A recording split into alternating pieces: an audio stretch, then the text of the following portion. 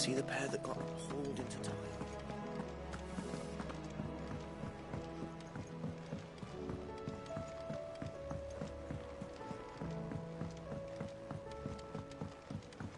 Did you see that? What are you making them skies then? Your luminous what? How may I help you today, Clive? Is everything we've received and everything promised? All yours.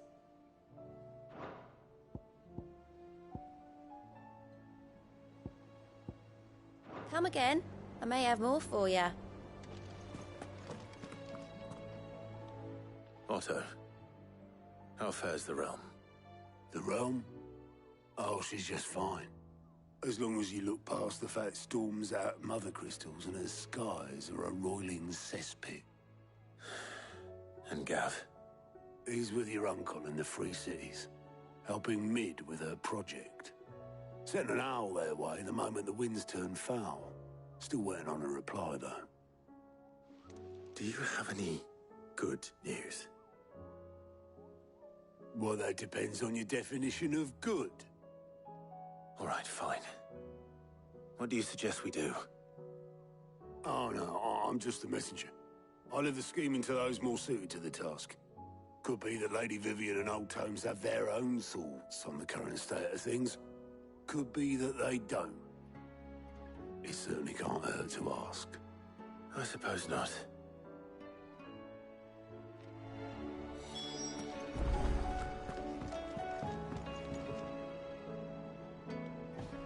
How is it that every one of your little excursions presages some inexplicable catastrophe? Not that you are to blame for the Dominion's fate. No one could have predicted the actions of the Crown Prince. I'm sorry I couldn't save your home.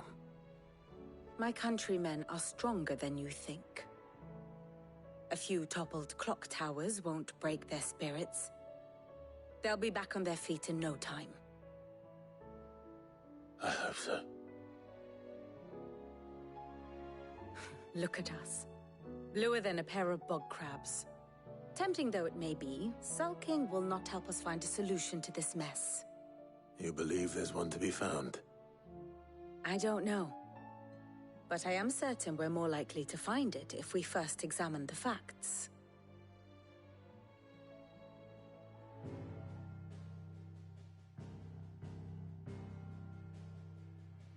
Beneath these darkened skies, fear and confusion reign over Valisthea. Oh, the lands around the fallen mother crystals had already begun to wilt for want of ether. But not like this. Crystals that filled wells and fueled furnaces, now nothing but pretty shards of rock. And those that hang from the people's necks cast nary a glimmer of light to keep the dark at bay.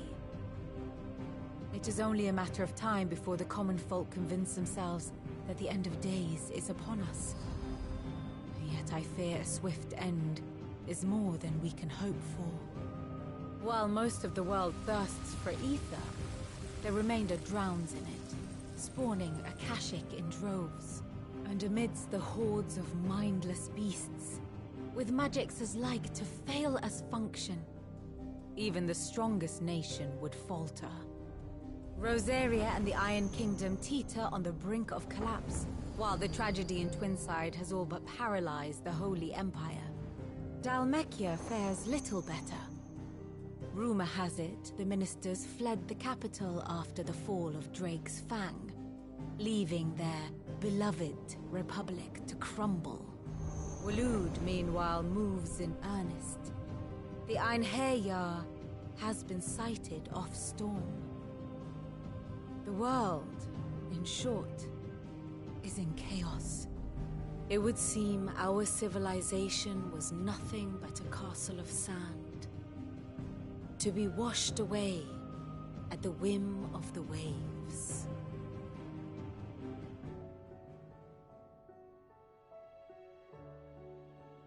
A castle of sand. Not my best flourish, but it seemed fitting. The reports I've received are considerably more blunt in their appraisal. Without the protection of their nations, it will fall to the people to defend themselves against those who would take what is theirs. Which is only ever going to end one way. Defending a farmhouse against a band of chocobo thieves is one thing, but pitchforks and palisades will do little to stall an army's advance. Should the King of Waloed deign to invade, there would be none to stop him. None but us.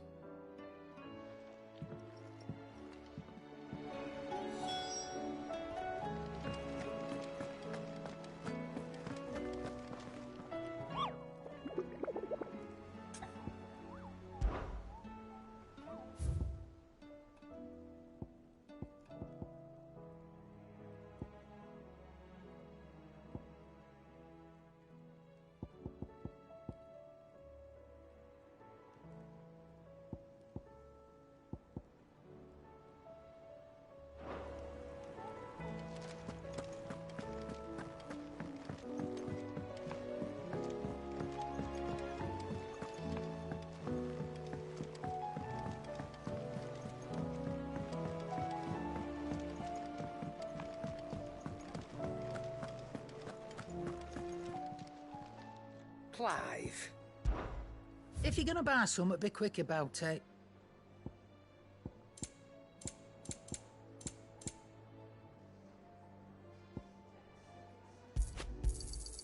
You're rubbing me blind, you know. Is that all?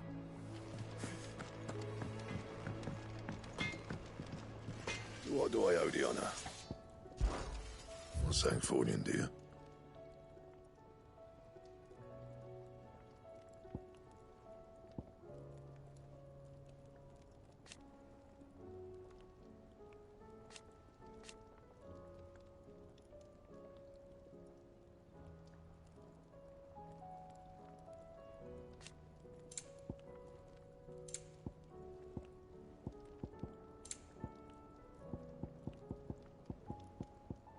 And?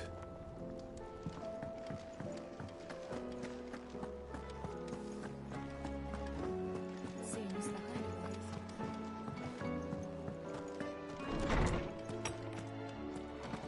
There's a storm.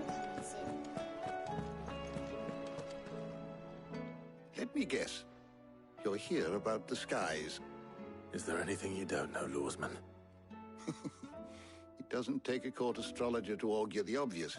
As for what has disturbed the heavens, that, I believe, is a question the Fallen might be better placed to answer than I. And on the 6th day did the gods tear the sun from the firmament, visiting darkness upon their prideful sons and daughters. But I dare say you remember your childhood lessons on the sins of Zemeckis only too well. You think they're connected? That Ultima was one of the gods responsible? Well, he has certainly exhibited powers that we mortals would associate with the divine. There is nothing divine about him. But he wouldn't be the first god of whom that could be said, now would he? Yet for all the fairy tales that tell of the sins, there is almost nothing in the way of actual historical accounts. Had I the Journal of Moss the Chronicler, I may have been able to tell you more, but alas, I fear all remaining copies have been lost to time. You will forgive me, I hope? Certainly not. Because there is nothing to forgive. Even without this journal, you provided us ample wisdom. And we will always be grateful for it. Perhaps Otto will be more inclined to share his thoughts when he hears what the others had to say.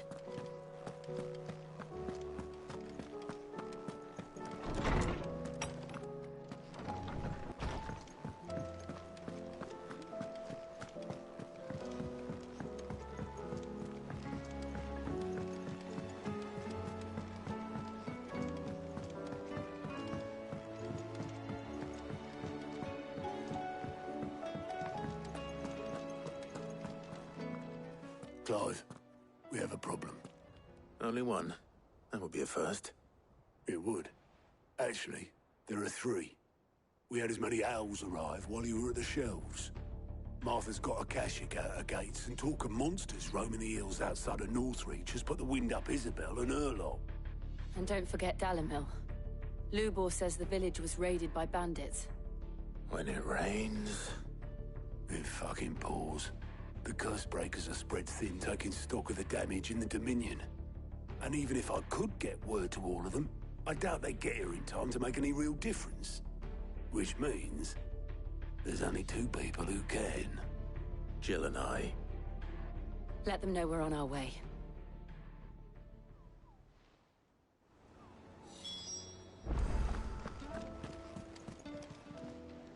Clive! Quick look.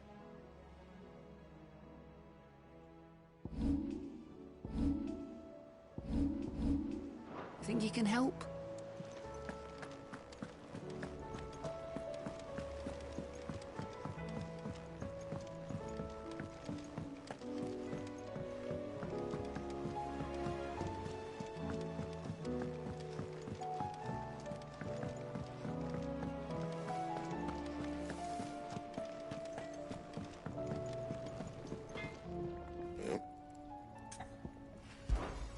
What do you want?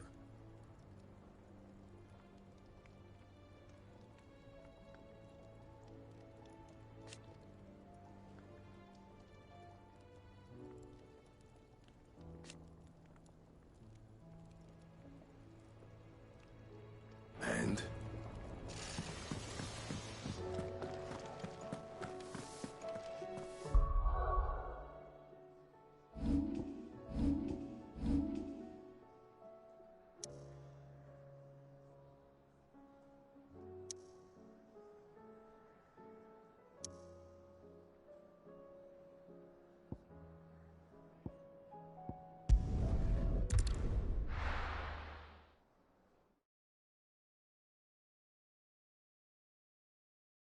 First we find Isabel. Heard a bloke saying he saw ghosts on the road. I saw it with my own eyes.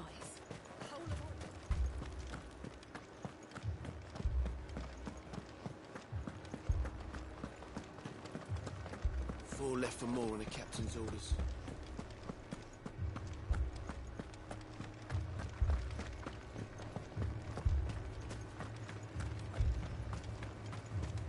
Don't leave me, Paul.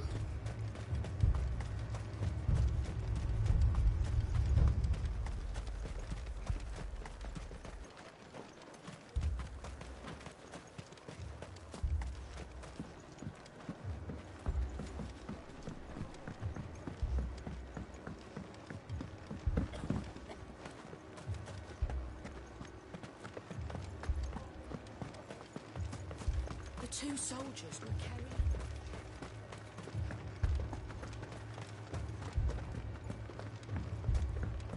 More arrived from the captain. My lord, my lady. We received the dame's message. There have been sightings of strange creatures, I understand. With the blue eyes. Yes. Like a Kashik, but different. They've taken so many. I've lost count. Akashic, but different. Ultimus thralls. And what of your mistress? Is she here? Oh, no. She went to the garrison to ask what they were planning on doing about all this. Then we'll look for her there.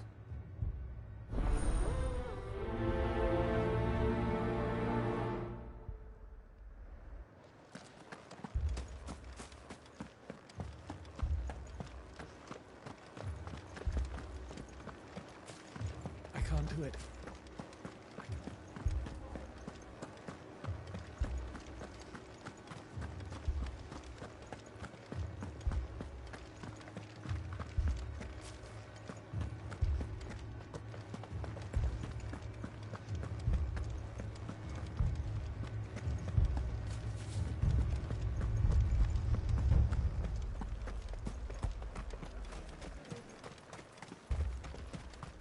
Madame, please! Half the garrison's been slaughtered by those things. We lost the captain this very morning. We've tried requesting reinforcements, but there's been no word from the capital or the Dominion in days! What more would you have us do? I would have you do your duty. Those at the Vale look to me for protection. And protect them I shall. Because they are my charges, and that is my duty. In case you have forgotten, the people of this town are your charges. But more than that, they are your people. Your sisters, your brothers, your lovers. So you have a choice. Lay down your sword and watch as they are slaughtered, or take it up and do what is right. She speaks the truth, you know. This here, it's all we have. It's all that's left. What we have left is our lives! Do you really want us to lose them as well? Not if we don't have to. Look, there's a cask under the captain's bunk. Let's talk about this over a drink, eh? I'm listening. I'll have a word with him.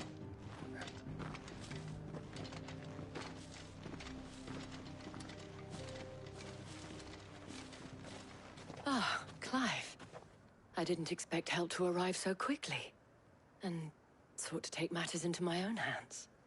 It was a noble effort, but I thought you might still need some support. How like you to consider my needs. What we need to consider is where the creatures came from. The way the survivors speak of them, one would think they appeared out of thin air. And perhaps they did. It's hard to know what to believe these days. We'll talk to the survivors.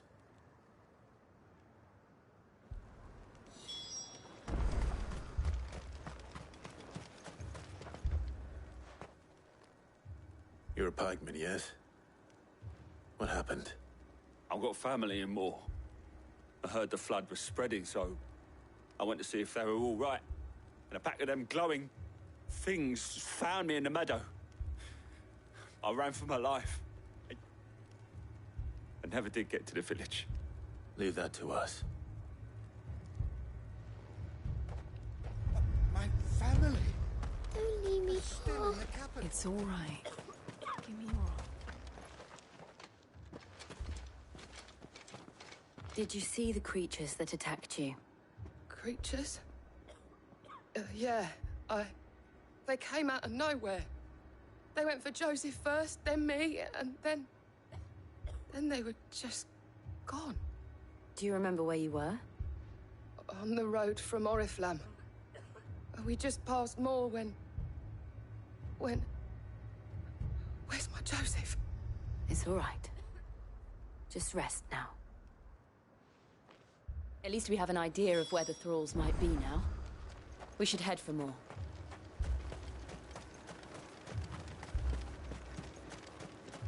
I assume you have a plan?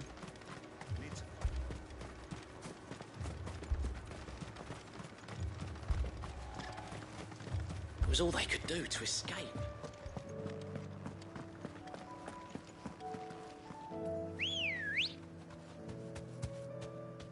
Good girl.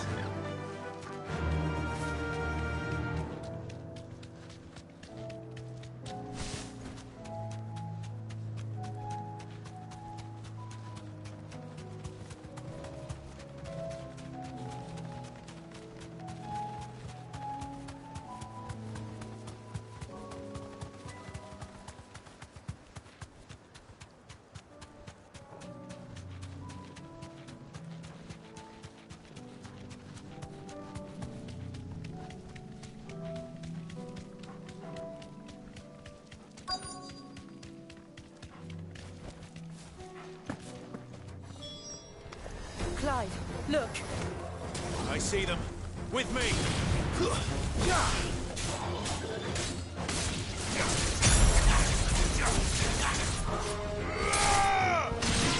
Go to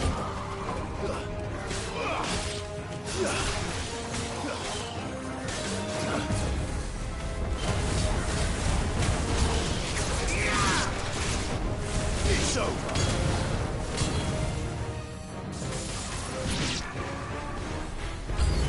Should I prime? Save your strength.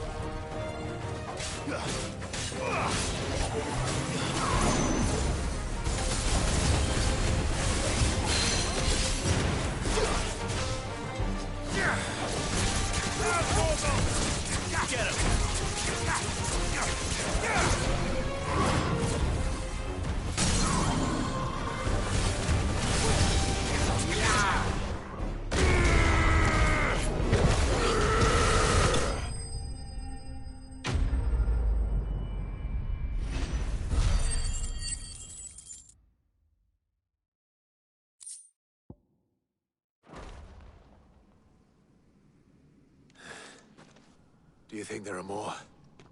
There are always more. But I'd say we've done what we can for the time being. Then we should let Isabel know.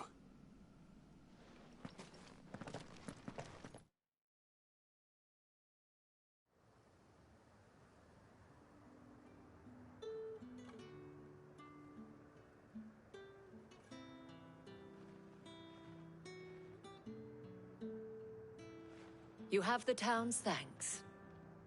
Don't thank us yet. There will be more. Many more.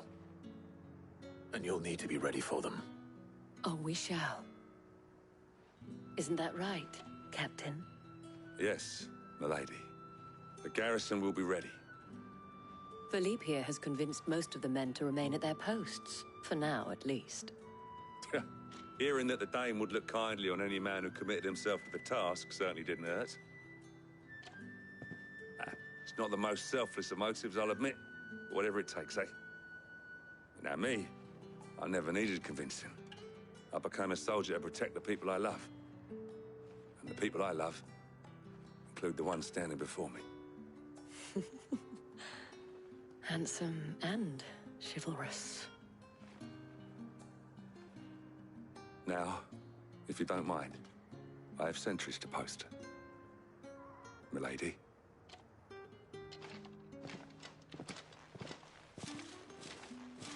Lest you wonder, I'm not foolish enough to believe that this has solved all of my problems. But it has solved one, and that's one fewer than I had this morning. Thank you again, Clive.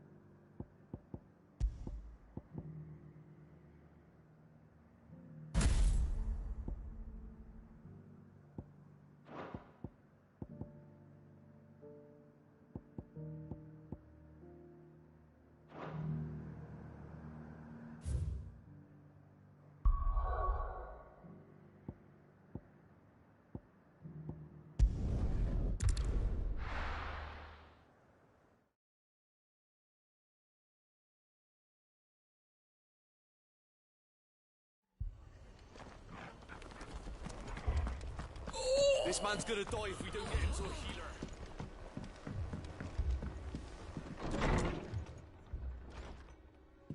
Martha. It's good to see you. And you, Clive. Jill? Otto said you'd been attacked by a Kashik. What exactly happened here? Those skies are what happened. Not long after they fell dark, we had our first visit. There were hundreds of them. Tried to storm the hill. Only a handful made it up here, but that was more than enough. The rest are still down there now. And while we have a few willing fighters holding them back, they're sorely outnumbered. What do you think, Clive? That we join the fight. I thought you'd never offer. Now, where I need you is the Fallen Gate. That's where the fighting is fiercest. Let the men know you've come to help. Something tells me they'll be pleased to see you. We're on our way.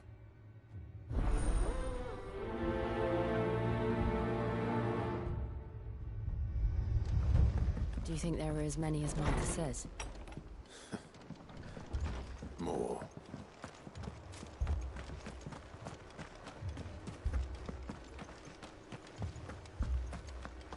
You don't think they've abandoned us, do you?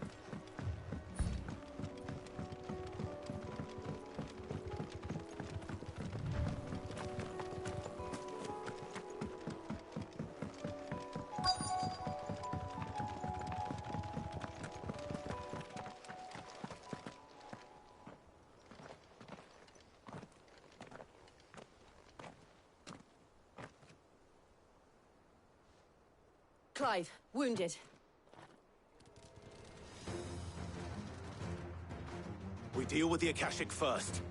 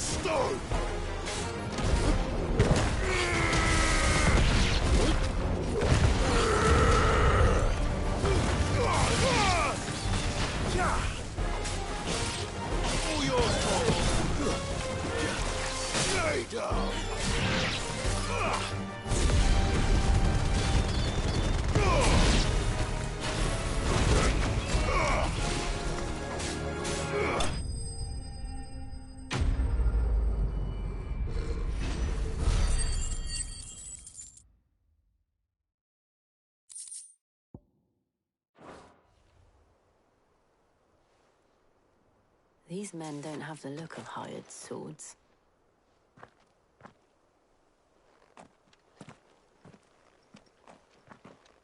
If you've come to rob this place... You are mistaken, my Lord Rosfield. We're here by Madame Martha's leave. How do you know my name? Forgive me, my lord. There wasn't time for introductions. We're with the Guardians of the Flame. Wade's men?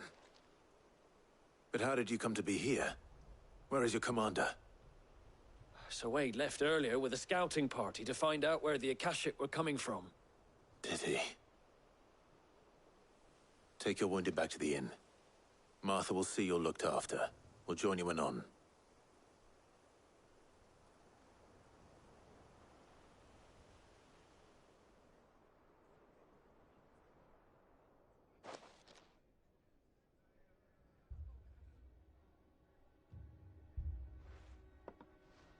And to think you took them for thieves.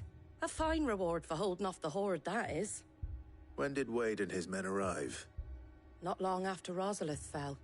The Guardians asked me to shelter some of them that had lost their homes. They were making ready to leave just as the skies turned, and we agreed it was best we stuck together. Martha! Trouble! The scouting party's almost at the lift, but they got a pack of Akashic snapping at their heels! And they've got wounded with them! They're not gonna make it! Damn it all. We'll worry about them, Martha. You look after everyone here. If any can still fight, send them to the lift. I will.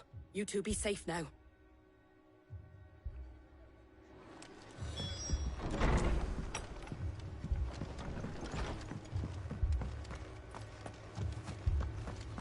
My brothers. Mad dogs.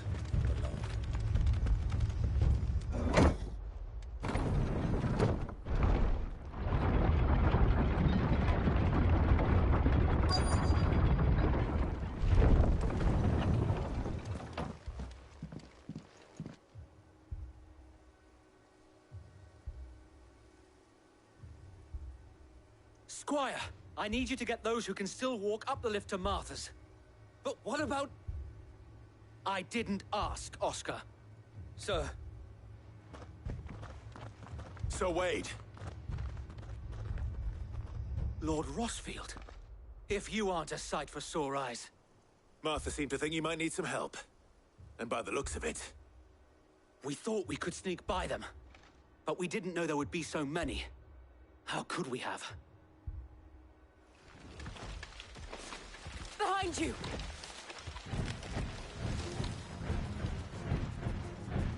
Damn it! We need to get the injured to safety. Do you think we can hold them off? We can certainly try. Are you with us, Sir Wade? Always. Then let's do our duty.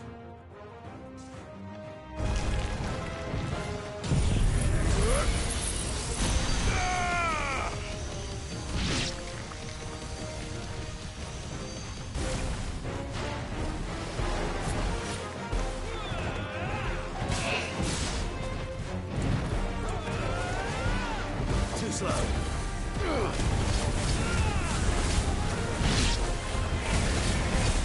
Nice try.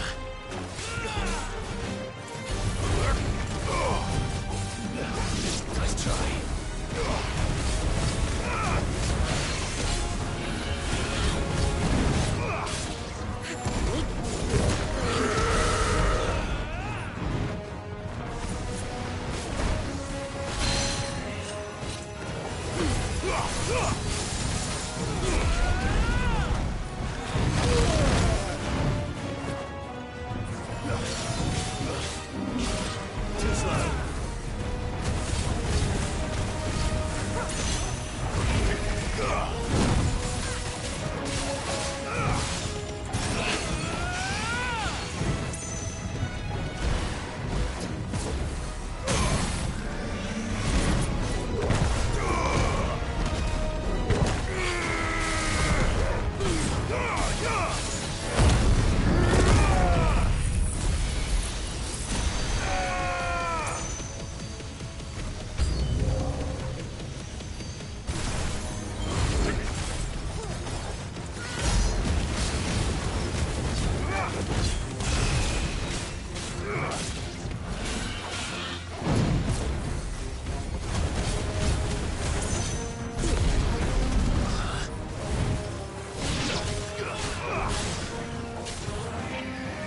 Nice try.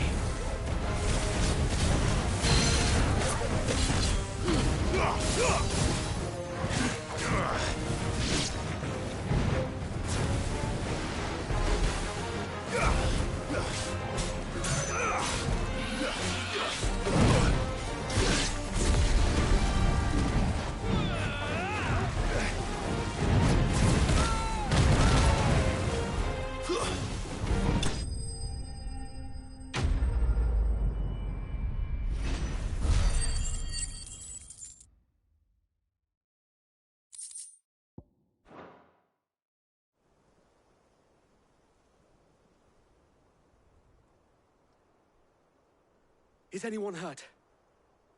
I don't think so. And yet again, you've pulled me from the flames. It's just a pity I keep walking into them. You've never been one to shy away from danger, Sir Wade. Like any shield worthy of the name. I see you're all in one piece. Martha!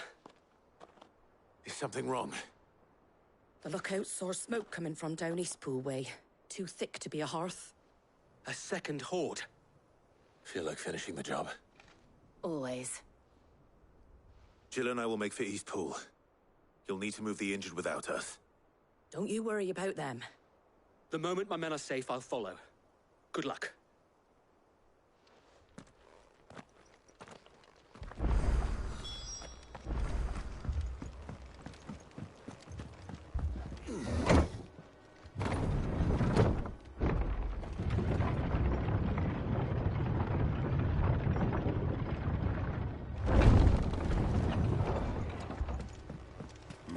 dogs.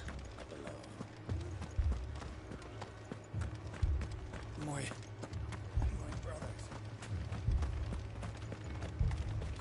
This man's gonna die if we don't get him to a healer.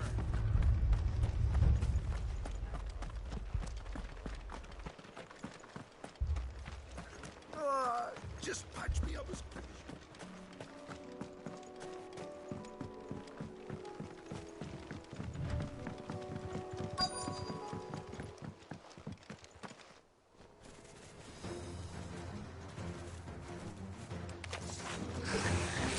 They're headed for the rest. We have to slow them down. Martha and the others won't be ready.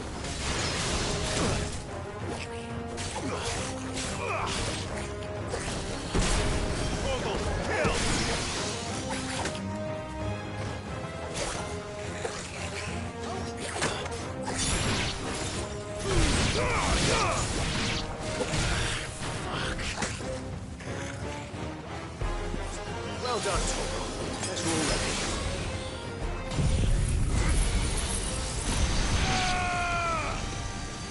It's over. You're right. Glad you're here.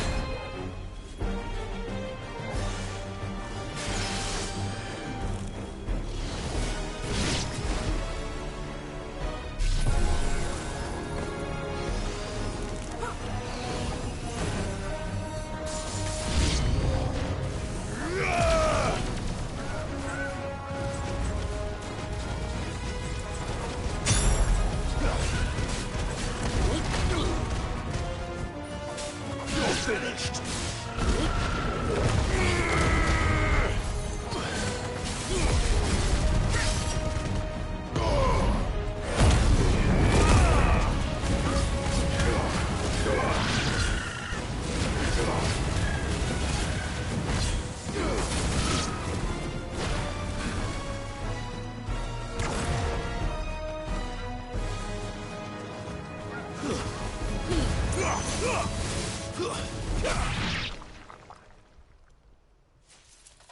Something's coming.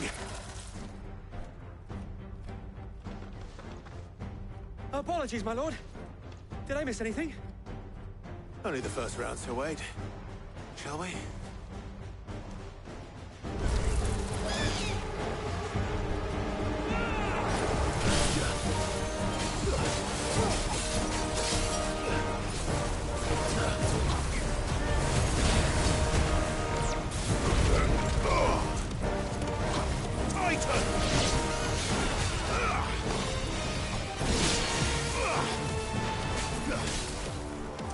Too slow.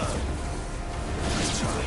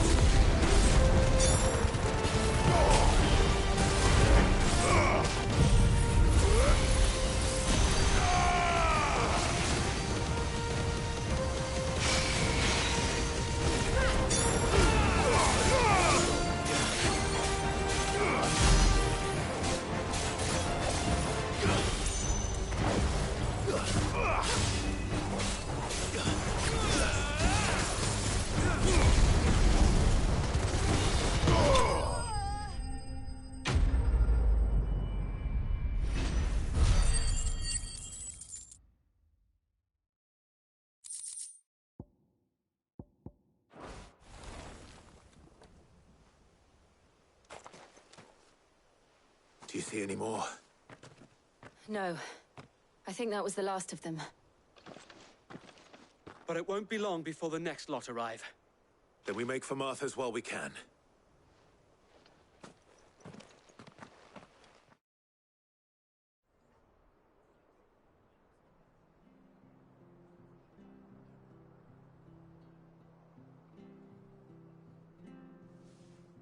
What did you find out there? The same as Sir Wade. Scores of Akashic. Well, wherever they came from, they're gone now. Our lookouts say the lowlands are clear. Hopefully we'll have enough time to lick our wounds. How many of your men were injured? A damn sight less than if you hadn't turned up. Thank you. It was a hard-fought victory. But as long as the skies remain dark, I fear the Akashic's numbers are only going to rise. It's not a matter of if the Horde will be back, but when. And whether that's sooner or later, we'll need to be ready. The inn here affords a good view of the land, and is easily defendable. I'd like to make this one of our outposts. What do you say, Martha? You'd have more men to guard the rest. Well, when you put it like that, of course they can stay.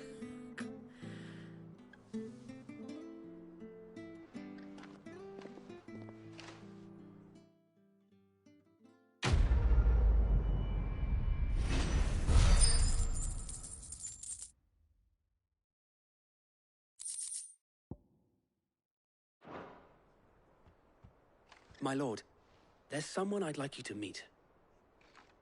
Oscar, over here.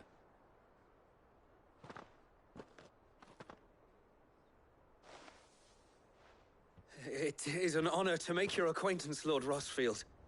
I am Oscar. Oscar of House Murdoch. Murdoch? I wasn't aware the Lord Commander had children. Oh, he didn't. But his brother, my father, did. I am Sir Rodney's nephew. Well, go on then. It's not for me to ask him. Yes, Sir Wade.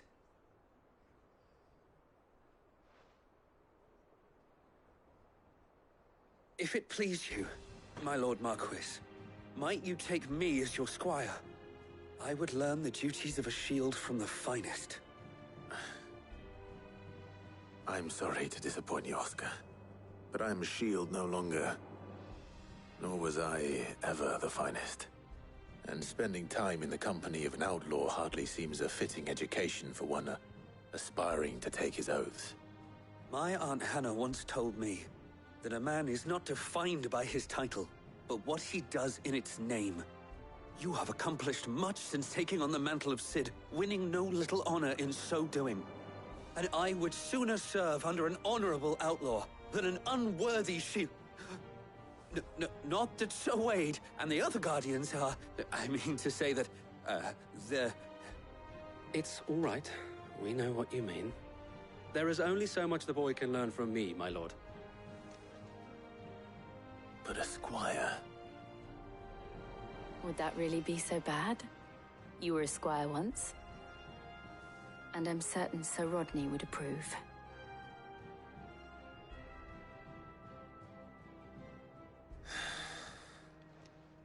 Know that I'll show you as much leniency as your uncle showed me.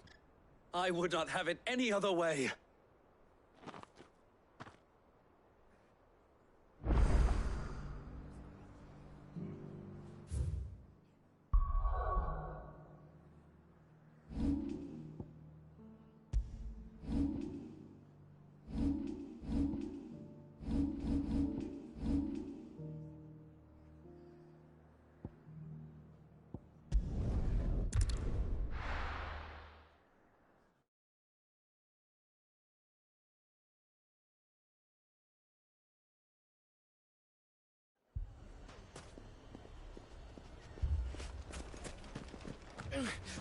Fucking thieving bastards. My shop. If I had my pickaxe, I would... All my finest pieces.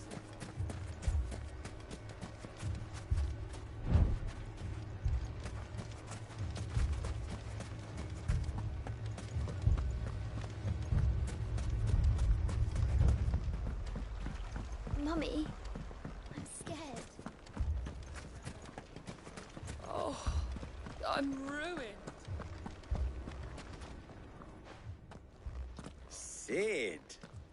Your new companion appears much more formidable than your uncle. Should I be worried? You haven't been introduced. Jill, Clive has told me much about you. All lies, I'm sure. Your Stolas said that Dalamil has a bandit problem.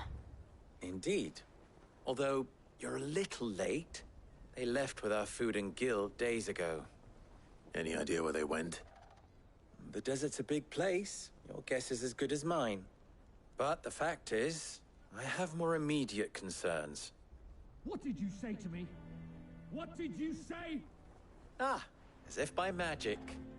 Let's just say we've yet to reach a consensus about how to solve Dalimil's little problem. And at this rate, it won't be the actions of the bandits which prove to be our undoing. It will be our own. I've tried reasoning with the dissenting parties, but even the Desert Hare has limits. Perhaps we could talk to them. What makes you think they'll listen to us? What makes you think they won't? She makes a fair point, Sid. And you won't have wasted much of your precious time if you fail. They're just across the courtyard.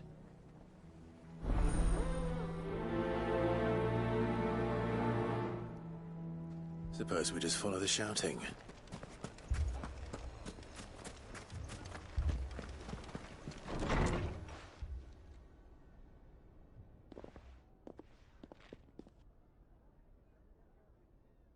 You wouldn't talk like that if it had been your men whose throats were slit. Blood for blood, it's the only way. We hire mercenaries and have them mount the bandits' heads on our walls as a lesson to the rest. And what happens when those mercenaries are slaughtered like your men? Are you going to hire more? We're better off using that coin to buy food and supplies. If we hire mercenaries, the only thing we're buying is the bandits' ire. And you cannot fill empty bellies with that. Do you hear me? But what happens when they come back? Maybe it'll be your throat that's slit. That's enough. Both of you. Any more of this and I'll throw you out myself. Come back when you're ready to talk like adults.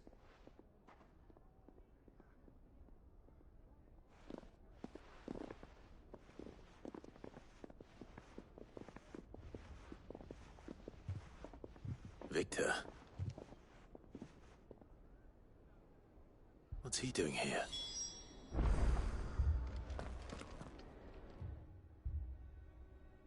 Sid. And Lady Jill. What brings you here? I was about to ask you the same thing. Costness is in chaos, and the markets have all but ceased to operate. The Briar's Kiss here in Dalimil is the only place I can reliably obtain supplies.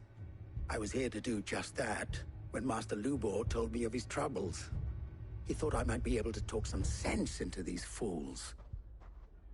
But if you're here, I suppose his patience must be waning. Who are those people? Those were the thorns in Lubor's side. And the reason this place might be headed the same way as Costness. It's these accursed skies. The darkness is enough to drive a man to madness. Or an entire city, for that matter. We're still working on the skies. But in the meantime, perhaps we can find a solution to Dalimil's problems.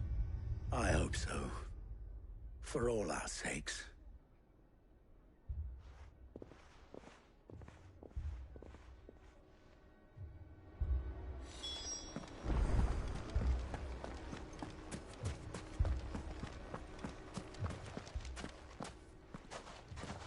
So, you see my predicament? What I saw was a room full of people who were angry and afraid. And with good reason by the sound of it. But if left to smolder, that anger and fear could set the entire town alight. My thoughts exactly. What to do? Both sides wish to protect their homes and livelihoods, if only they could agree on how. But as long as they are divided, we are vulnerable. And if there's one thing bandits like, it's an easy target. What would Sid the Outlaw suggest? Well, if it were my namesake, he'd let them choose for themselves and be on hand to pick up the pieces when it all went wrong. That sounds like a recipe for disaster. A recipe for disaster is precisely what it is. But perhaps that realization would be enough to make them question the ingredients. while it's plain neither Conrad nor Natalie will countenance the other's proposal, it may still be possible to make them doubt their own before presenting them with a third option. And that would be? To pool our resources and save the city ourselves. Why fight each other when all that fear and anger can be directed at the bandits? It appears we have a plan of action. Victor, pay Conrad a visit. See if you can't convince him of his folly. I'll speak with Natalie. As you wish. Your faces are not well known in this town. That may prove useful. Don't worry, Victor and I will do most of the talking. You need only play along. Play along? What he means to say is yes.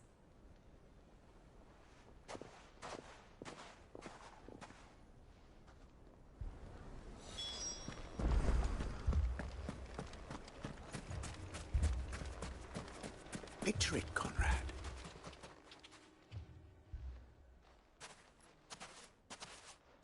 Ah, here she is. The Lady of the Spear herself. Conrad, may I introduce you to Jane, commander of the Red Wings, the oldest mercenary guild in the Free Cities. A pleasure, my lady.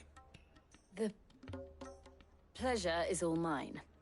As I told you, I summoned the commander here from Canver to inquire about a contract. Victor says you told him no. That there aren't any men left to hire. Is that true? True as the crystals cracked. Nobles came and claimed every last one worth his salt. And not just from us Red Wings. You know of the 7 high houses. There must be 2 swords assigned each one. Granted, we have a few boys left. If it's boys you're looking for.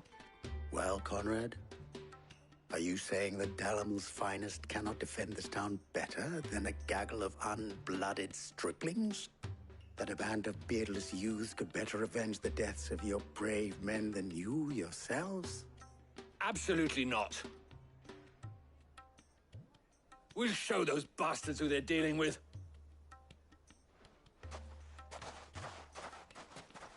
I can't believe that actually worked.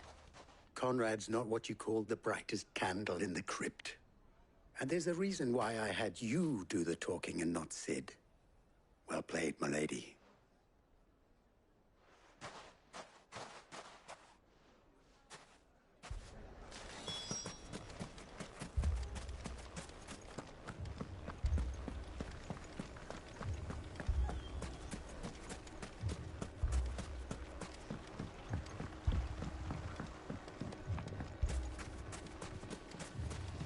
I mean, it may still be possible to buy something. Ah, here he is now. Natalie, allow me to introduce Lord Underhill of Randalar's prestigious League of Merchants. Lord Underhill. At your service. Underhill? I was just telling the good lady of our conversation, my lord, and how you were lamenting the state of the capital's stores. Lubor says that not only are the granaries almost empty, but that war and the Blight mean this season's harvest won't be enough to fill them for winter. Indeed, certainly that is the case. The nobles in the capital are buying up the city's stocks of barley and wine, driving the prices higher than most commoners can afford. It is only a matter of time before the peasants revolt. It is worse than I thought. If what Lord Underhill says is true, I fear we have little hope of supplementing our stores, meager though they regrettably are. And while I applaud your endeavors to dissuade our more bellicose citizens from seeking vengeance, I sense Conrad is not wrong in his assessment of the bandits' likely return. Which means that now, more than ever, we will need to secure what little we still have. Food, weapons, herbs, everything. If our humble town is to endure not only this hardship, but those that are certain to follow, We must stand united. All right. If it will help to protect my home, I'll do it. But you needn't have gone through this charade.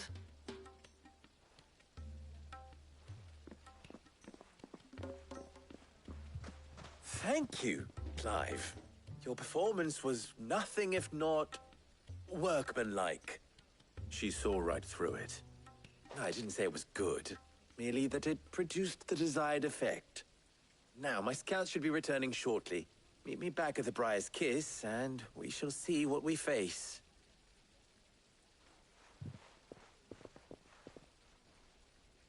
I'm not convinced our roles in this ruse were entirely necessary. I don't know. Conrad seemed quite taken with you. Mummy, I'm scared.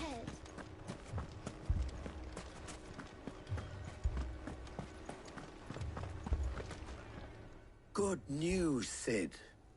Both Conrad and Natalie have somewhat gracefully accepted their new roles. With time, they may even learn to... Time no longer appears to be the luxury it was before lunch. I take it your scouts found the bandits. Technically, it would be the bandits who found my scouts. It appears they march for Dalimil as we speak. All of them. You're not serious. They don't just want food, they want the whole damn town.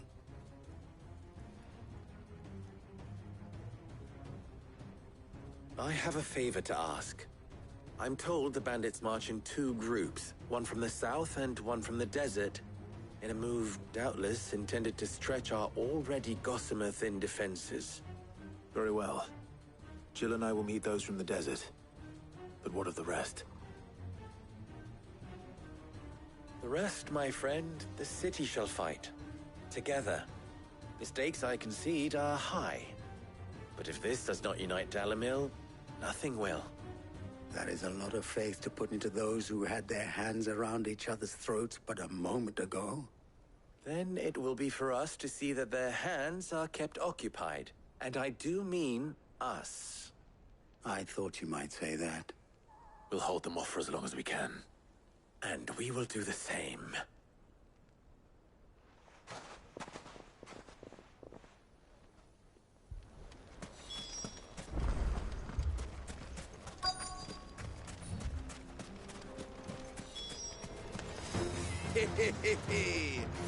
The women folk have come to welcome us.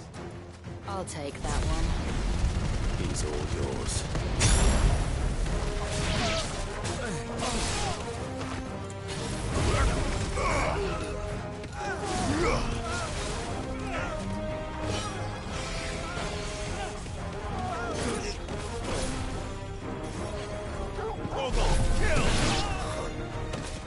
Attack!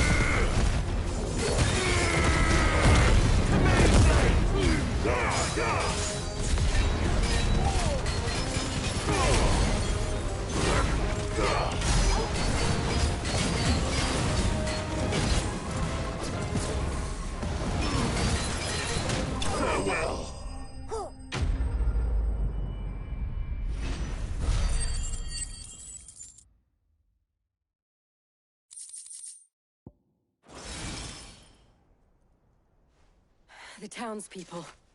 Could they have held out? I don't hear any fighting. What do you think? That we should hurry.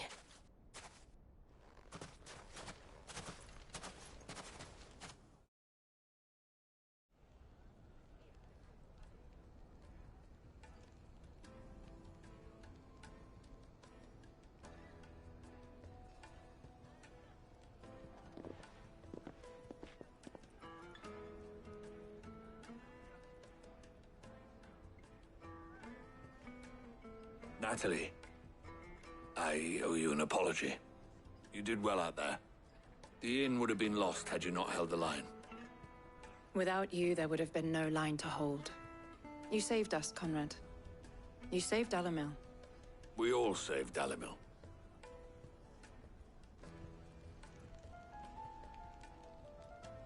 Conrad seems to have had a change of heart. I'd say they both have. I take it from your presence that our visitors from the desert won't be joining us either. Pity. The plan worked, Sid. Granted, it only took an army of bloodthirsty bandits at our gate. Calm now, Victor. Why quibble over the details? We are united, and that is all that matters.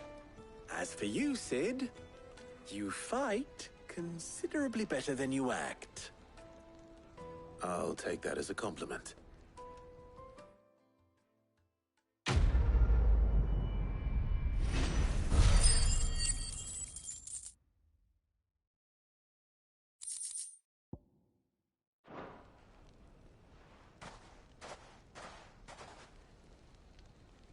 Our friends seem to have things under control. For now, at least. Let's go and put Otto's mind at rest.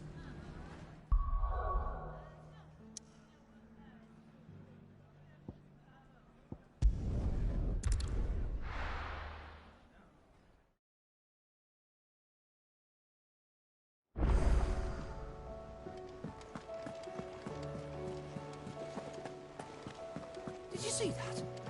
Tell me you saw that.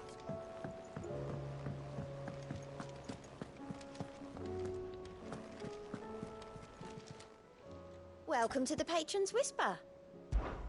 Is everything we've received and everything promised?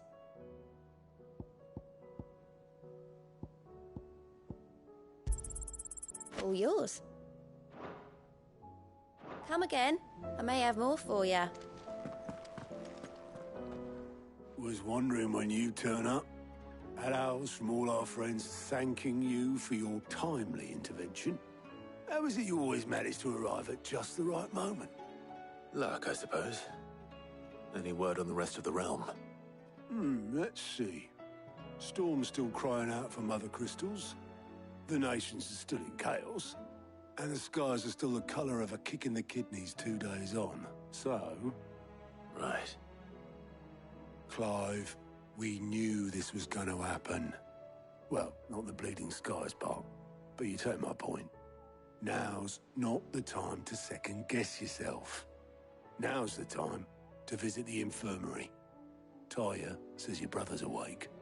Thank you, Otto.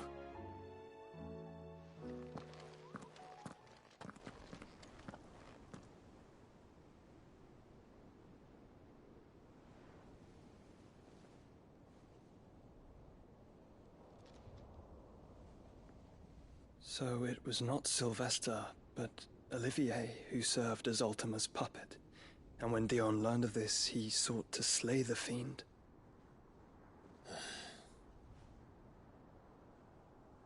Only for his father to take the spear that would have freed him. Enough to drive a man to madness. Small wonder he hasn't stirred. I would be afraid to wake. Had I but reached out to him sooner, warned him of the threat Ultima posed. But now, both an empire and her prince lie broken. Joshua, what do you know of Ultima?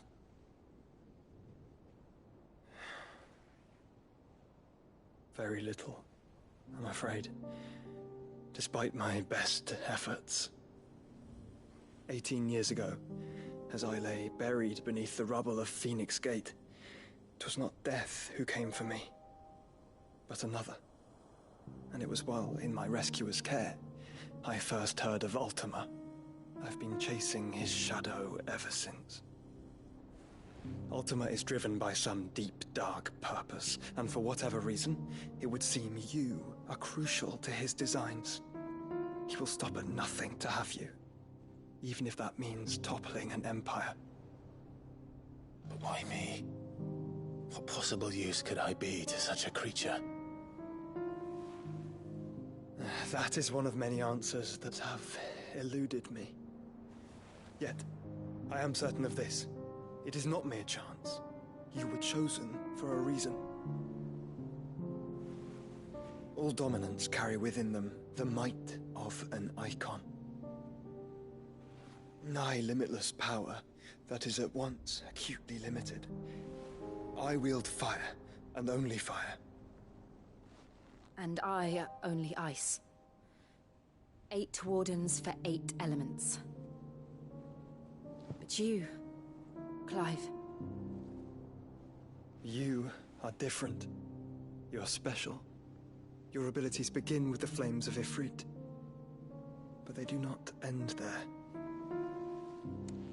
The fact Ifrit can even exist goes against everything we thought we knew of dominance. Perhaps Ultima has been waiting for one such as you, whose potential is truly limitless. I've encountered that thing several times now.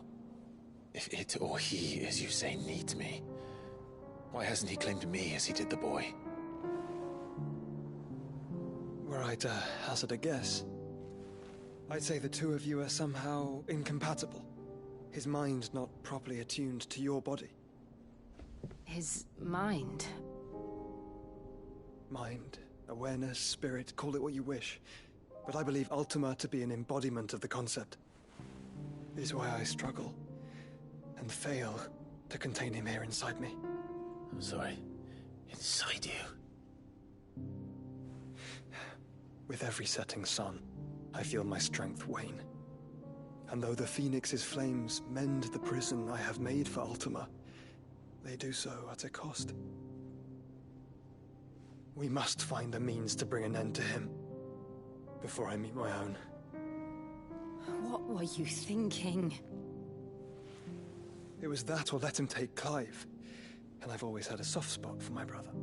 But that doesn't mean you should sacrifice yourself to save me.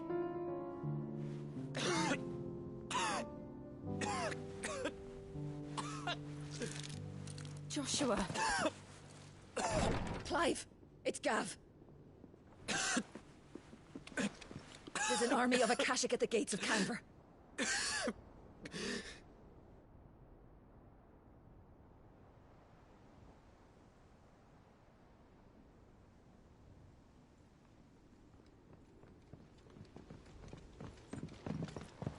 Well, what's the short of it? It's all Tyre told you. The capital of the Free Cities is under siege by an army of monstrosities. The city guard are doing their best to stem the tide, but numbers ain't on their side. What of Lord Byron and Mid? Were they able to escape? No, but they're all right for now. They're hiding with Gav at midship. We have to get them out of there. And we shall. Otto, prepare a Stolas. Tell Gav to stay exactly where he is. Understood. Vivian, what's the swiftest route to the Free Cities? That sounds like a question for the map. Look here. This road, through Tabor, should provide the least trouble. Good. What a coincidence. Tabor is exactly where I'm bound.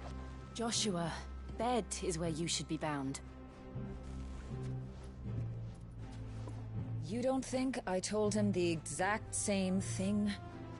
Were Tyre not such a talented healer, I would surely have been inclined to agree.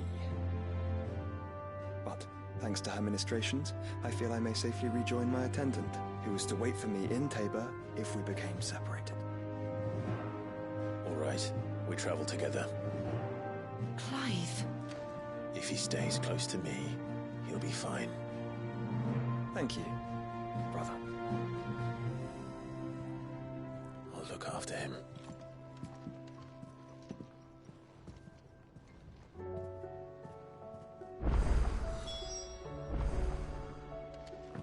You know how I feel about this, but your brother's stubbornness knows no bounds. I'm starting to think it runs in the family.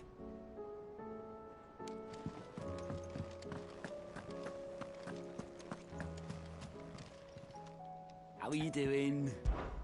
Here you go. Seen enough?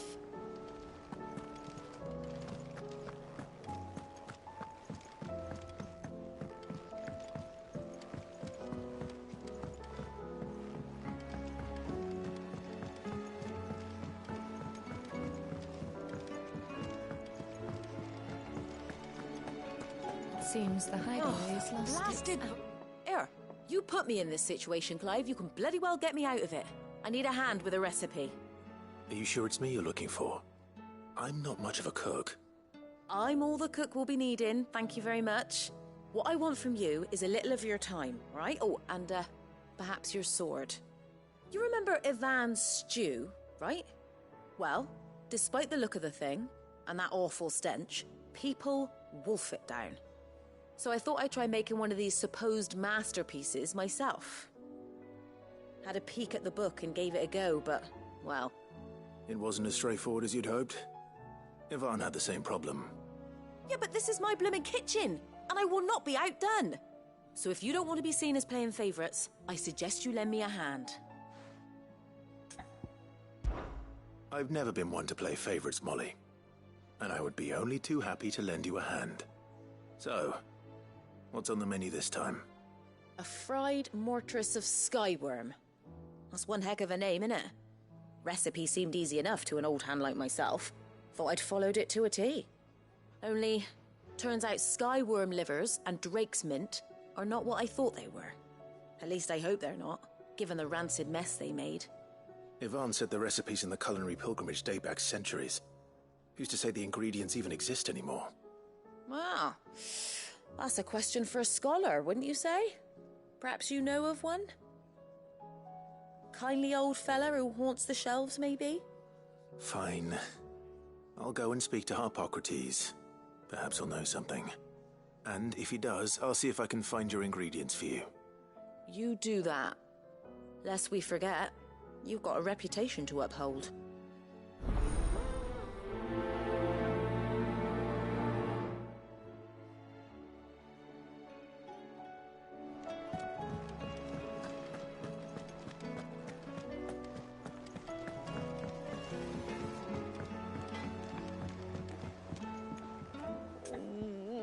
What am I gonna do? Is everything all right, Goots? You seem more discomposed than usual. Oh, I don't know what that means, but I'm in a bit of a muddle. Oh, I think Nan might be in trouble, and she's... It's all right. You can tell me.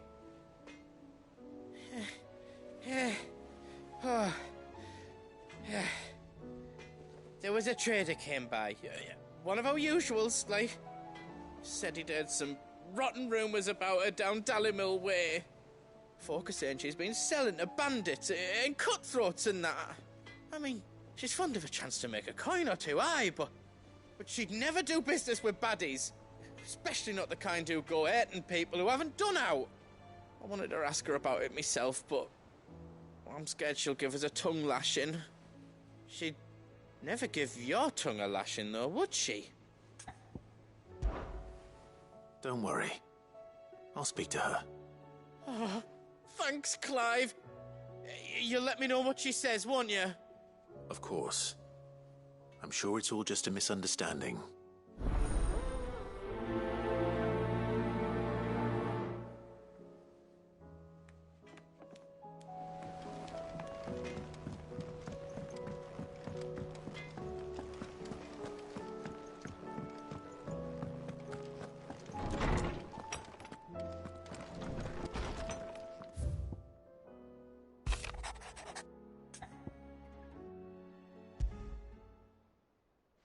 Rutherford. Wasn't that the name of my uncle's manservant? Why would he be at Martha's Rest?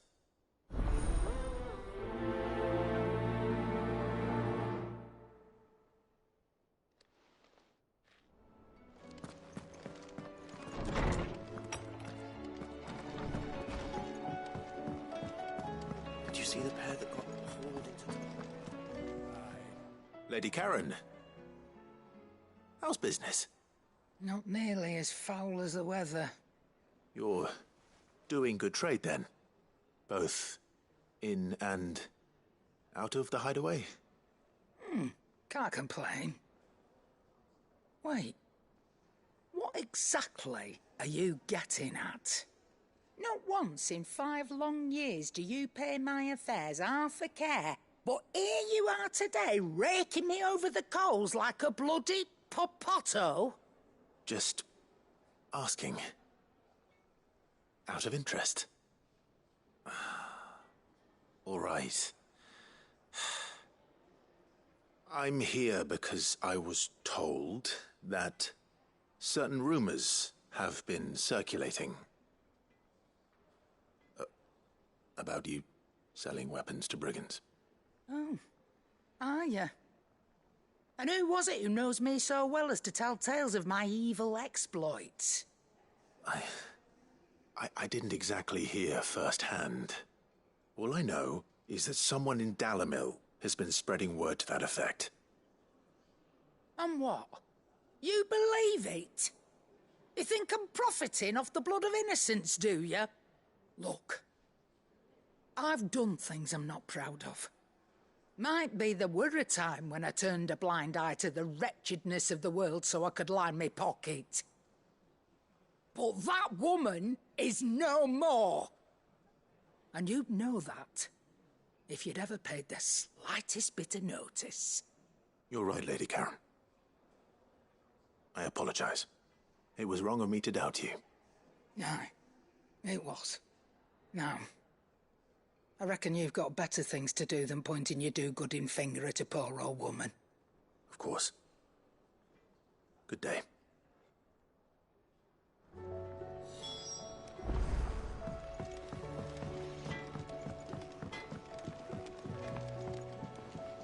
I spoke with Lady Karen.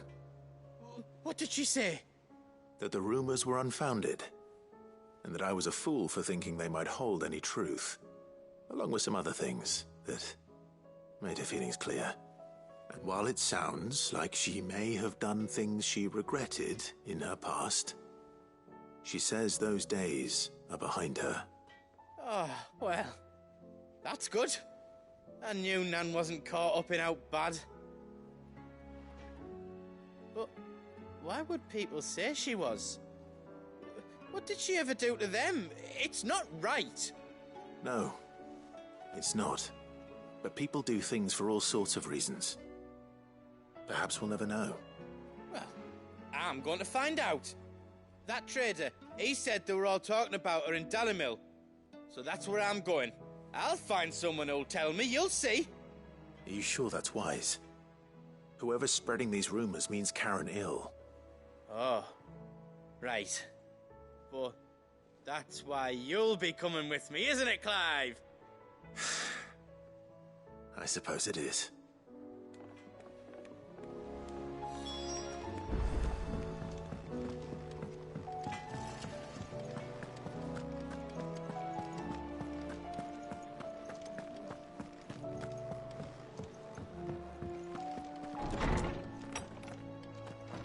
There's a storm coming, Sid. Will there be... Sid, perhaps you can help me solve a mystery. I can certainly try. Who's gone missing this time? It's not who, but what. Mid's scales, the ones she made for her workshop. I borrowed them to teach the little ones about weight, and shortly after the lesson, well, they vanished. My first thought was that they'd taken them off somewhere to play, but when I asked, they swore they had nothing to do with their having disappeared. Which almost certainly means they had everything to do with it. Perhaps a visit from Sid will jog their memories. I think it just might. Thank you. I don't like to imagine that my pupils would lie to me. But if they have, I'll have no choice but to discipline them accordingly. They were in the atrium when I last saw them. as always.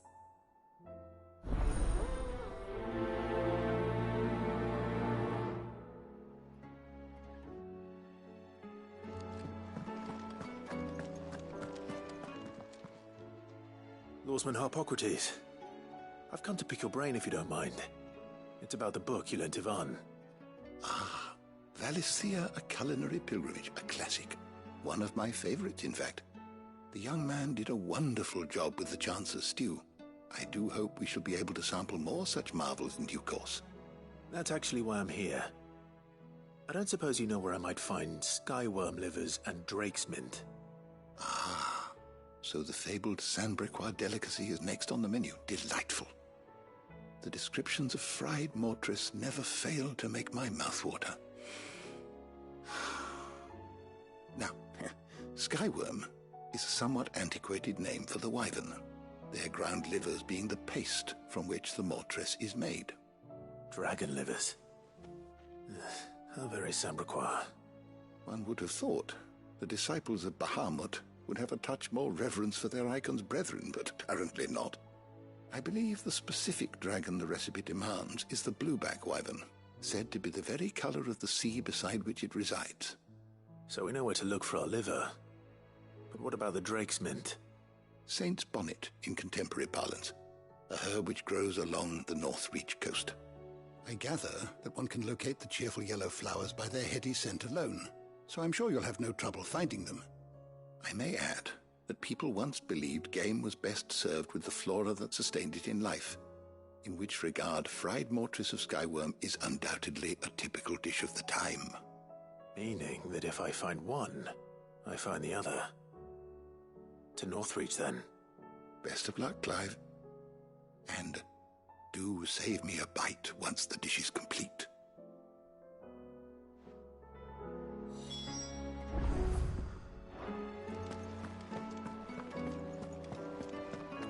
Is a storm coming, Sid?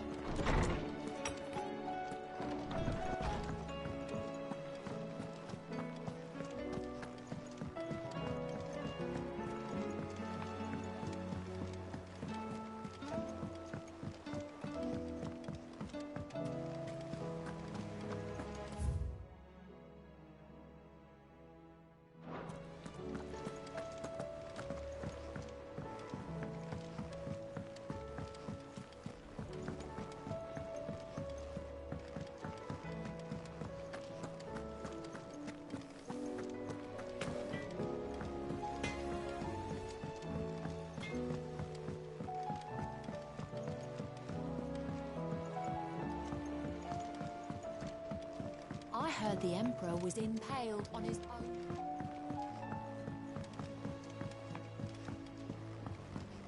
We're all gonna die! You hear me?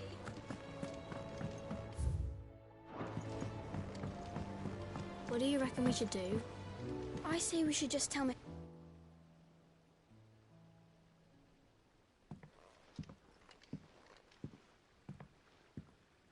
Sid! Hard at your studies, I see. And what is that? It's not a set of scales, is it? No. Of course it isn't. Well, not anymore, it's not. Oh! And just how long hasn't it been one? We're sorry. But we didn't break them. We dismembered them. Just like Miss Mididol showed us. Miss Mididol? And why would she have you dismembering her creations? Because that's the only way to become a ninja-neer.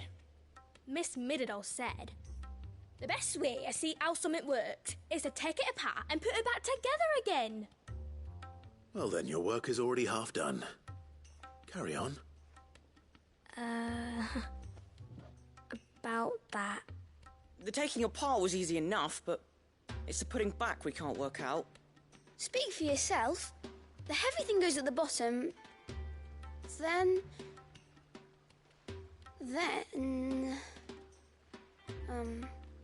You three need to learn to take responsibility for your actions. So let's have a look at these parts with fresh eyes, shall we?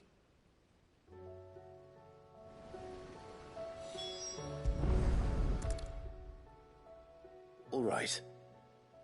Everything here was once part of Miss Midadol's scales. Every piece has its own role to play, and each is just as important as the others. If even one of them is missing, the scales won't work. So let's think about what those roles might be. You already know one of the pieces, the body. Its role is to support everything else. But what of the others?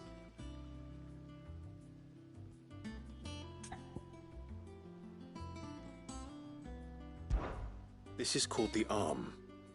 Why do you suppose that is? It doesn't look much like an arm. You're right. It looks more like a wing. Like a chocobo wing! You've ridden a chocobo before, haven't you, Sid? Will you teach me to ride one day? I'll think about it. Now, what do arms do? Hold things. So wait, maybe this arm holds things too? Good thinking. You're on the right track.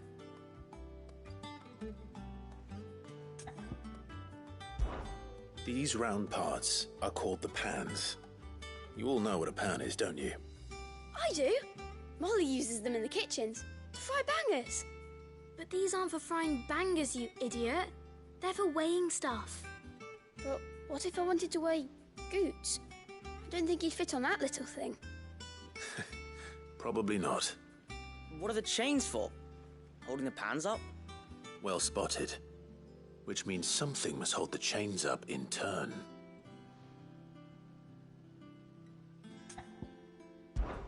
This tiny piece is what's called a cogwheel, or gear. Have you ever seen one before? I have. Miss Midadol's dungeon is full of them. Most are on the floor. She puts them in all her inventions. They spin round and round and round and round and... That's right. They're very useful when you want to make things move. Do you remember if there was anything on the scales that moved? I remember the arm moved when I tried weighing an apple. And then somebody ate it. Not my fault. You shouldn't have tried weighing it before lunch. You know what part's supposed to move and how it's supposed to move. So, let's put the pieces together first, see what doesn't move, and then stick the cogwheel to that. Not a bad idea. You see, it's not so difficult. So, now that we've taken stock of the parts and learned what they do, what do you think? I think we've got it. Then here's what we'll do. You tell me what goes where, and I'll put the scales together. Well, obviously you need to start with the body. All the other pieces fit onto it, don't they? And the arms go on the body, just like real arms. Or wings, if you're a chocobo. And then the arms hold the pans by the chains. Very good. Let's see if that works. There. All finished.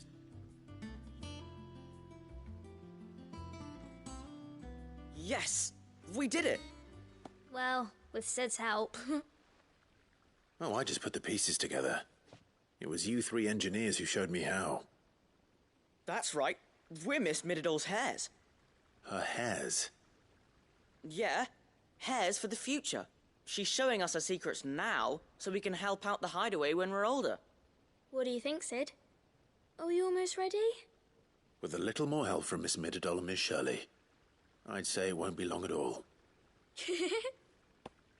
You hear that? It won't be long. Until then, though, do try to be honest with Miss Shirley.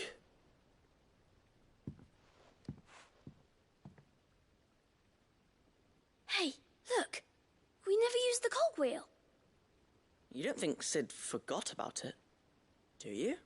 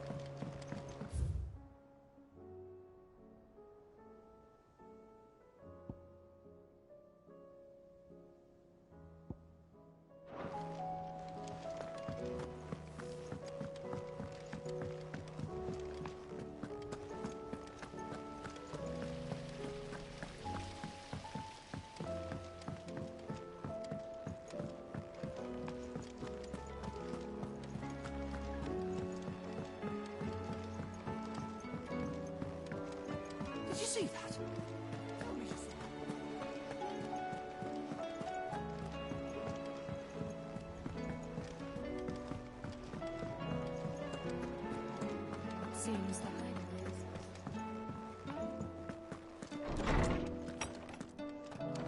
Is a storm coming, Sid? Will there be... Well, did you solve the mystery? It was as you thought. The children had the scales, or the parts of them at least. They dismantled them to see how they worked. Oh, no, Mid will have my head. Thankfully she won't. This might even have been her idea.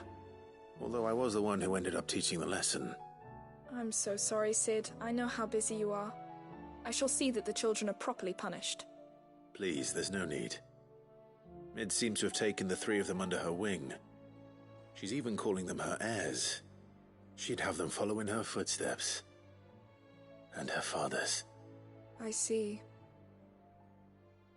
Sid, do you know why Mid has been spending so much time at the hideaway of late? She told me it was because her studies have been interrupted by events in Canva. Is that not true? No, it isn't. The university offered her a commission. In exchange for full tuition, room and board, they asked her to oversee the design of several new war engines. To anyone else it would be an opportunity, but to Mid, who lost both her parents to war, it was a bitter pill. One she was none too keen to swallow. But that should come as no surprise. She's only ever cared about bringing people hope. The very last thing war can be said to do. Which explains her heirs. She's working to give them a better life. And so should I. What's the odd engineering lesson? Oh, you've given them far more than that. And I'm sure they're very grateful.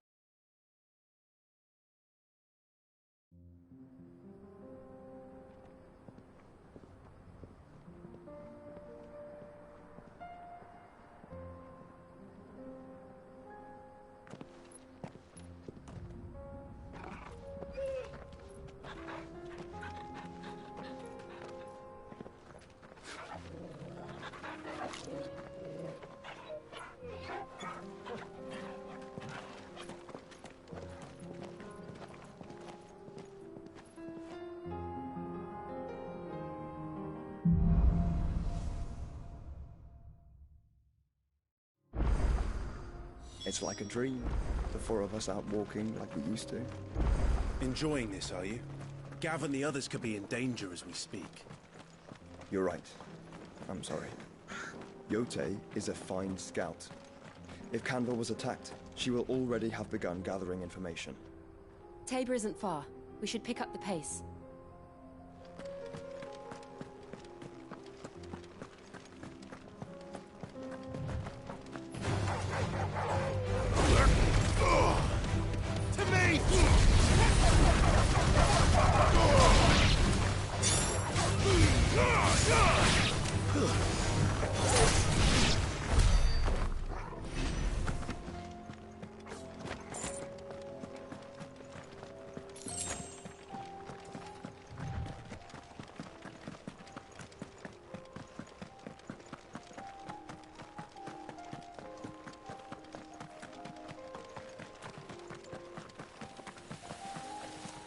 We can use the ruins to cross the ravine.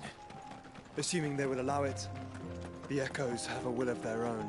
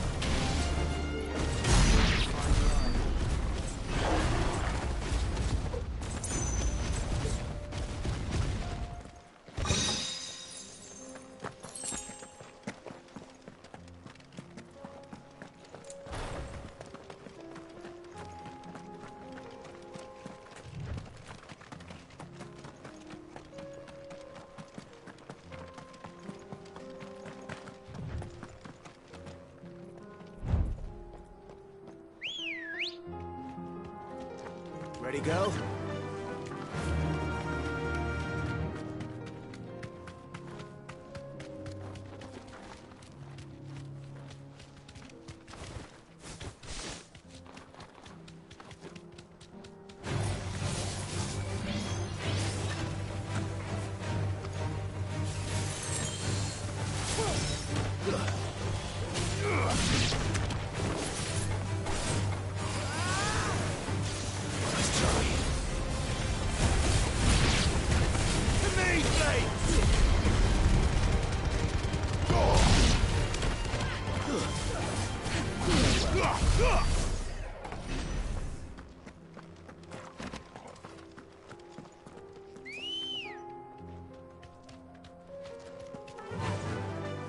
Faster!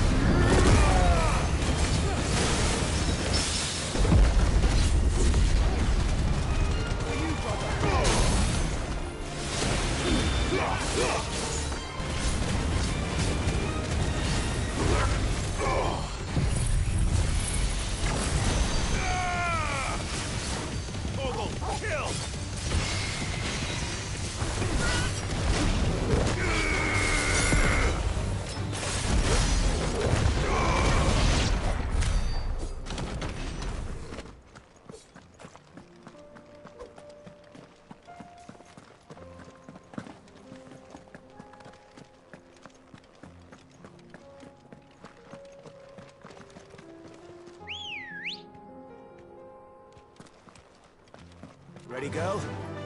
Fly, Ambrosia.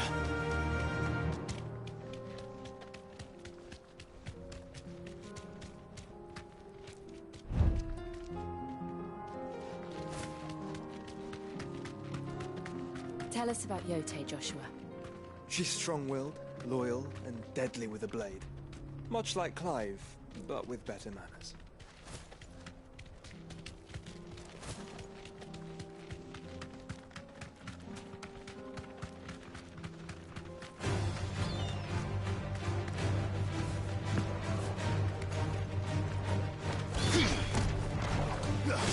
All yours, Torvald!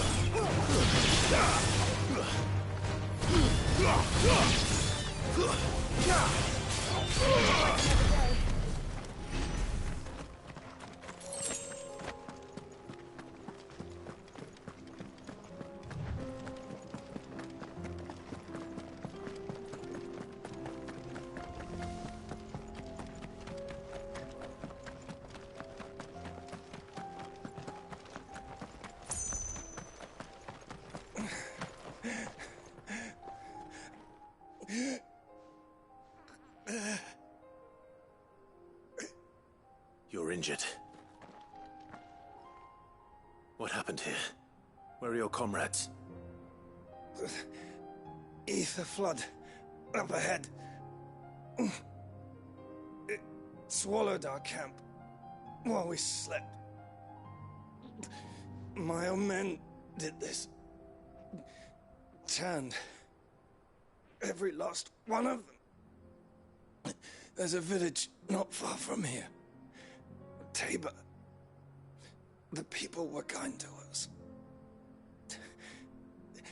It's only a matter of time before they won't stand a chance.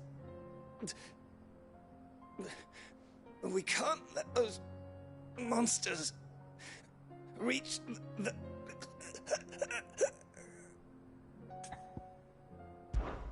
I'll go. You catch your breath. Thank you. Our encampment is up ahead. Just off the track. They must not reach Tabor. Forgive me, Lord Kuka. Rest well, soldier.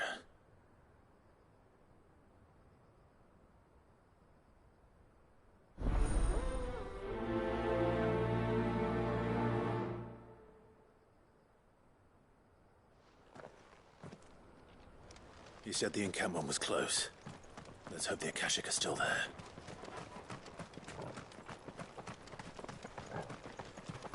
Another ether flood. They're everywhere now. We can't go around it. Then we'll just have to be careful.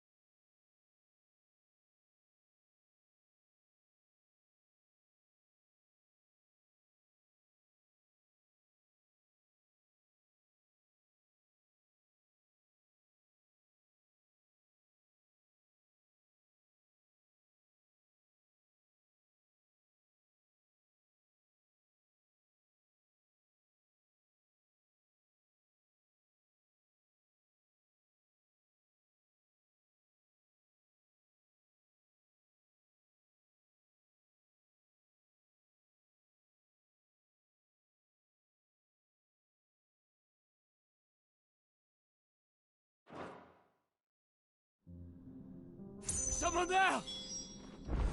Please, I can't move my leg! That doesn't sound like an Akashic.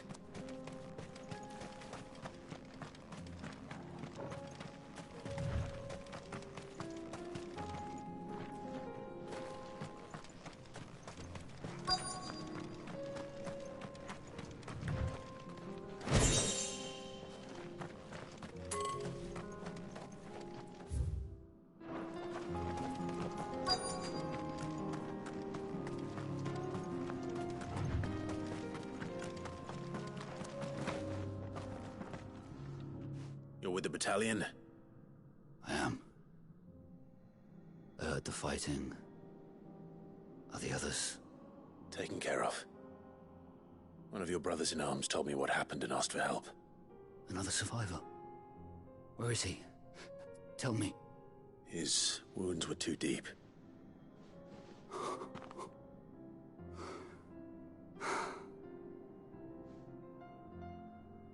He was right to send you. Those things you slew are no longer my brothers. Tabor is safe thanks to you. Here, you've earned it.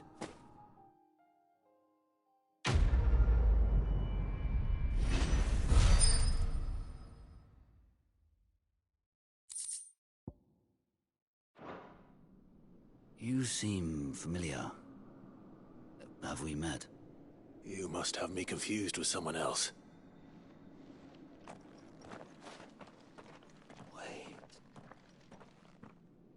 That scar.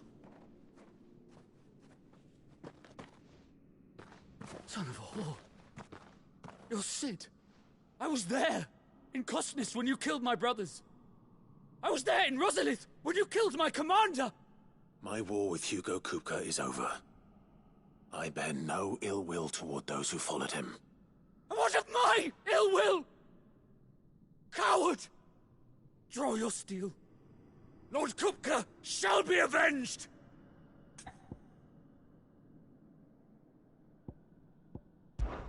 When your wounds have healed and your head has cooled, come and find me if you must.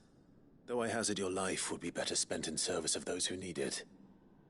Or have you forgotten your oath to the Republic? My oath? What would you know of oaths? I know how hard they are to keep. Which is why I'm giving you the chance to keep yours. No. I won't be deceived. Lord Kupka told us of your crimes. You are an outlaw. A murderer, not some man. Like you or anyone else. I am nothing like you. But if you're not gonna kill me, then go. Leave! Just know that I will find you, Sid. Someday.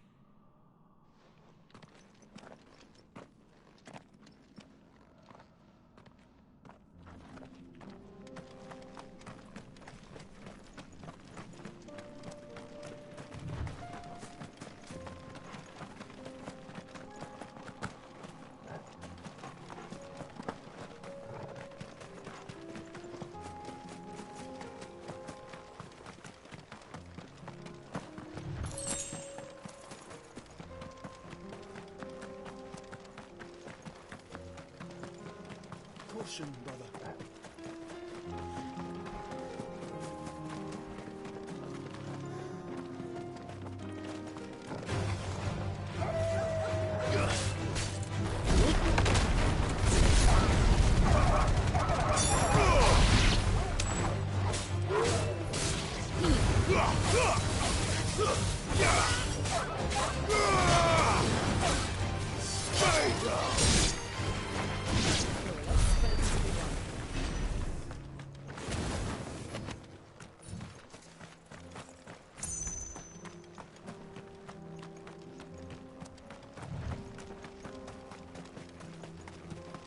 We're nearly there.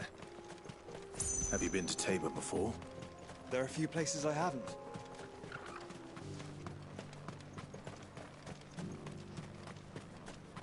Where now, Joshua? There is a residence just inside the city gates. She awaits us within.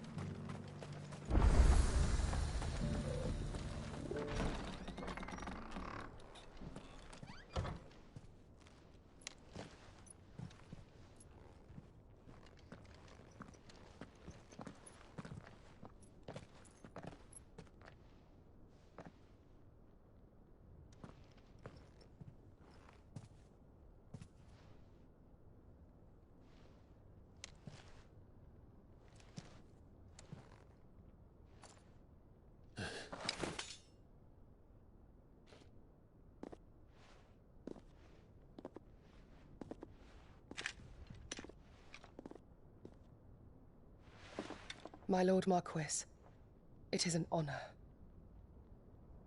I am Yotei, Knight of the Undying, charged with the protection of His Grace Joshua Rosfield, Keeper of the Flame of the Phoenix. Of course. It all makes sense now. Would you care to elaborate? The Undying are loyal servants to the ducal throne. Or more specifically, to its heir.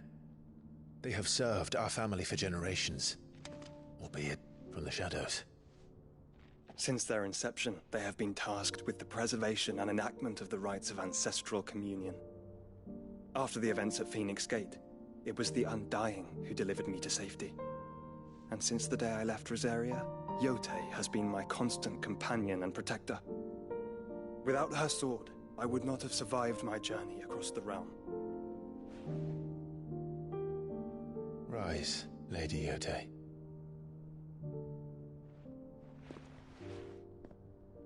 You saved my brother. I owe you a debt I can never repay. I but did my duty. Come now. Tell us what you've discovered. Your Grace. It is as you feared. The vessel we spied off the coast of the Crystalline Dominion on the night of her fall. It was the Einherjar. Beyond any doubt. The Black Galleon. Joshua, the Einherjar is the Royalists' flagship. What business would they have in the Dominion? Upon learning of Waloed's involvement in recent events at Drake's Fang, I sensed the malign influence of Ultima, and bid Yotei and the Undying look into the matter. We have reason to believe that the Black Galleon weighed anchor shortly after the fighting began, and set a course due south. For Canva. Then it is Waloed Knights who besiege the cities. What is left of them, yes. And the Black Galleon sails at but one man's behest. Barnabas Tharm.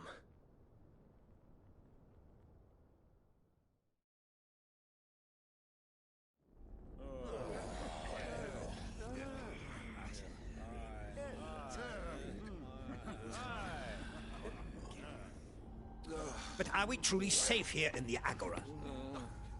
The city guard have been paid, if that's what you're implying. All the more reason for them to run. Well, you are free to leave, Lord Minister.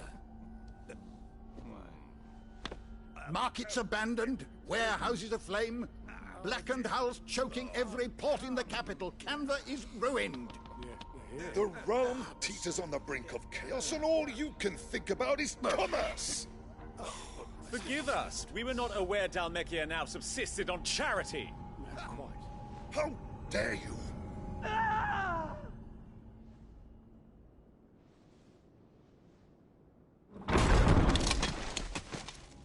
Distinguished members of the Council, you must forgive His Majesty this intrusion.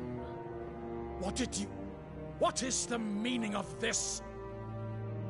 A trifle crowded, but I fear it will have to serve, my liege. Very well. My colleagues, do you not see? The King! He has come to save us from the Akashic!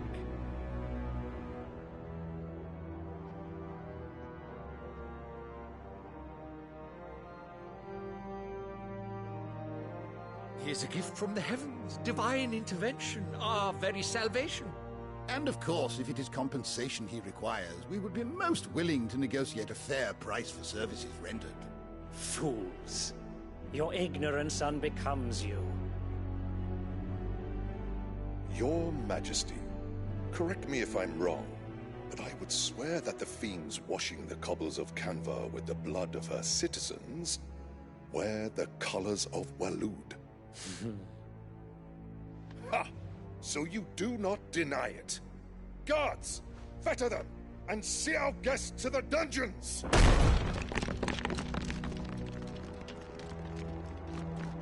Enough.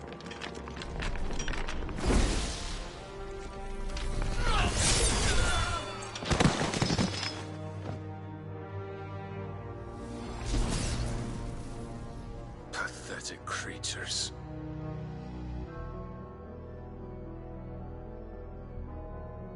That you should imagine yourselves worthy of salvation.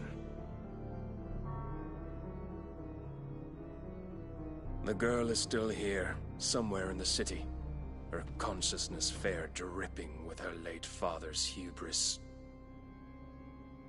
A consciousness to which Mythos is inextricably bound and inexorably drawn. See that he is made welcome. Yes, Your Majesty. Come, Mythos. Surely the prince's light cannot have sated you.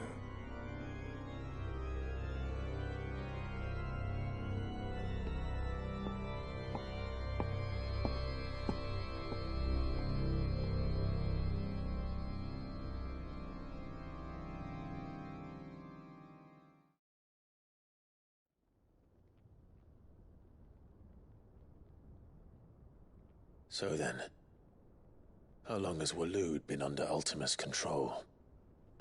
How long indeed? Based on what we know of Barnabas's actions, I would guess some few years, mayhap more. But to what end? What does Ultima want? The tapestry. Show them.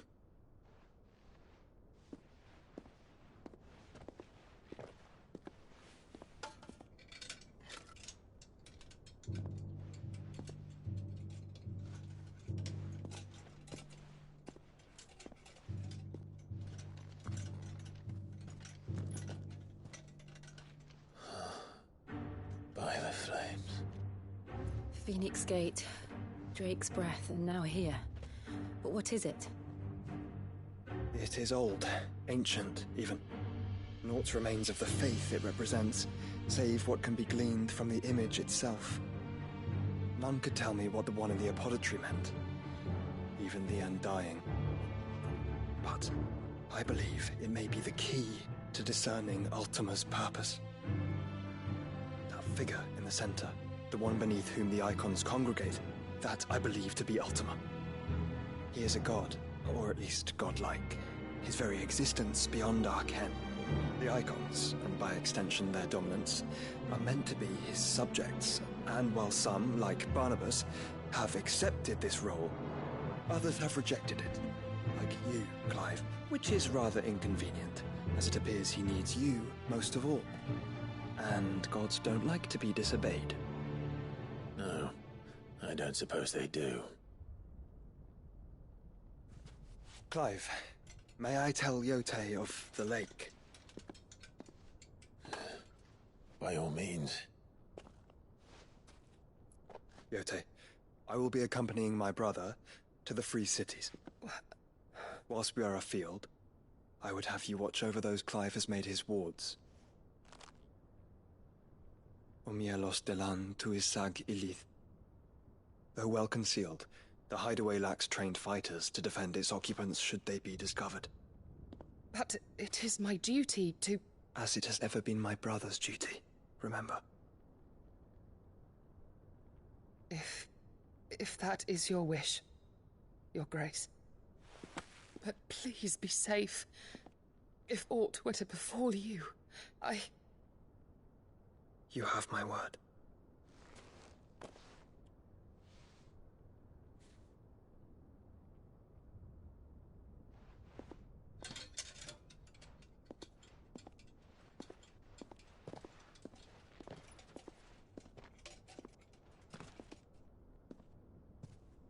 Farewell, my lord, my lady. We are in your debt, Yote.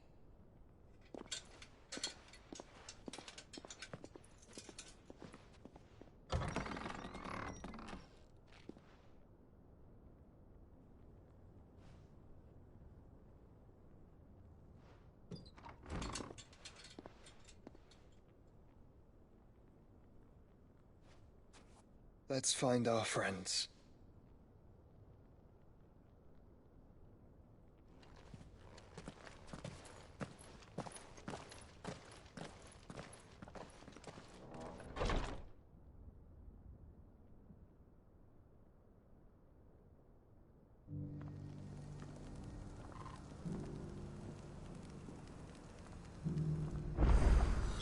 It's plain she cares for you very deeply. And I her, which is why I had to let her go. Bold enough to heed her call. Is that blade for hire, perchance? Because I have a mind to make a killing. Figuratively, I hope. Well, yes and no. A passing caravan carried with it a rumor most fortuitous for one in my trade, that an elder Dread Evis had been sighted in the fields of Carava. Dread Evis are aggressive beasts. Compelled as they are to acts of violence, few survive to maturity, but those that do develop a hide of phenomenal value. A hide you want to sell? Eventually, yes. Though I would have it tanned first that it might be crafted into marvels the likes of which the world has never seen. Dread Evis skin is a rare thing indeed. But the worked hide of a well-aged beast, now that would fetch such coin that Gilbert himself might weep with envy. Bring me that beast's skin, and I will share with you the bounty of our combined labors. All right. I'll hunt your Evis. Of course you will. When one lives in such troubled times, it is a fool who lets opportunity slip his grasp. Leave Tabor through the east gate, but take the path that branches west. Once you reach the checkpoint at Tovany, you are a mere stone's throw from the fields of Carava. I eagerly await your safe, and above all, triumphant return.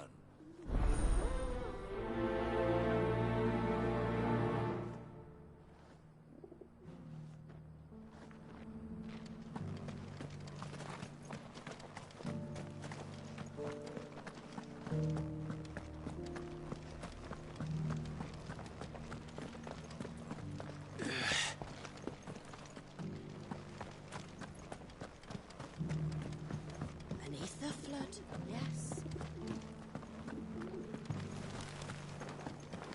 How are those new boots treating you?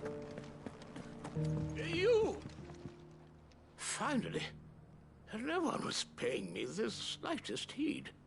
Is something wrong? At the university, the students would hang on my every word. Sadly, this far from home, I'm just a vagrant greybeard. The university? You're a scholar. A specialist in ancient cultures. The most accomplished in all Valisthea, some have said. Not that I look the part in these tattered rags. In my heyday, no obstacle could have kept me from my studies. Yet here I am, a wizened windbag, bested by the many steps of Tabor. The answers I seek lying just beyond my enfeebled reach. Would you do an old man a kindness and brave the stairs in my stead? You'll be amply rewarded, of course. Climb the stairs and memorize a few inscriptions for me, assuming you know your letters, that is. Some courteous soul is rumored to have carved clues to Tabor's rich history into stones dotted about the village. 3 of them, to be precise. 1 each to the north, south, and east. I'm here in the hope that those carvings might shed light on a riddle I've been pondering for some time. Namely, the otherwise undocumented origins of Tabor's unique people. People quite unlike those of neighboring lands. I can't promise I'll remember everything perfectly. Remember what you can. I'll piece together the rest. Make for the domed pavilions, and you'll have no trouble finding the stones.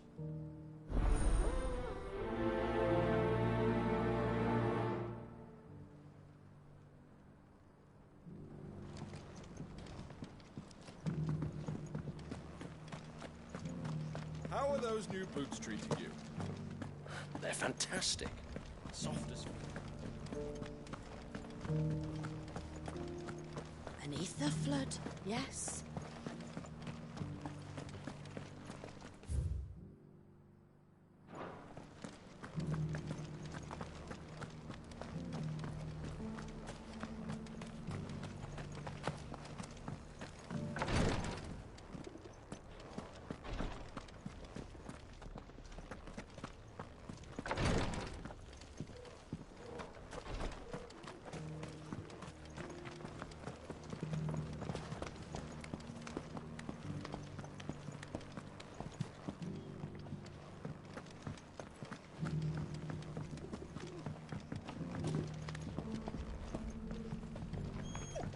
Decent quarry's been hard to find since the skies turned.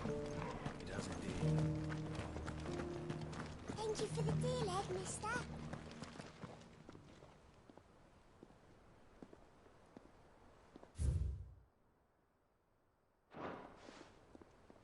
What golden plains might the wanderers have called home, I wonder? Have you noticed the elder has been coughing less? Put a scratch on them.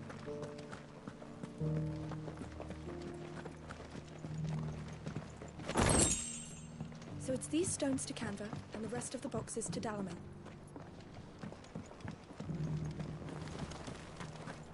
Why won't the sky go back to how it was?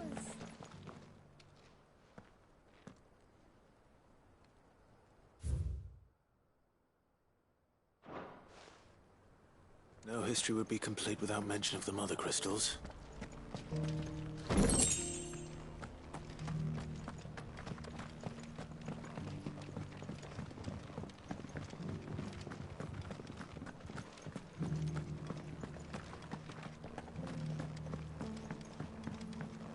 You wouldn't happen to have a decent whetstone?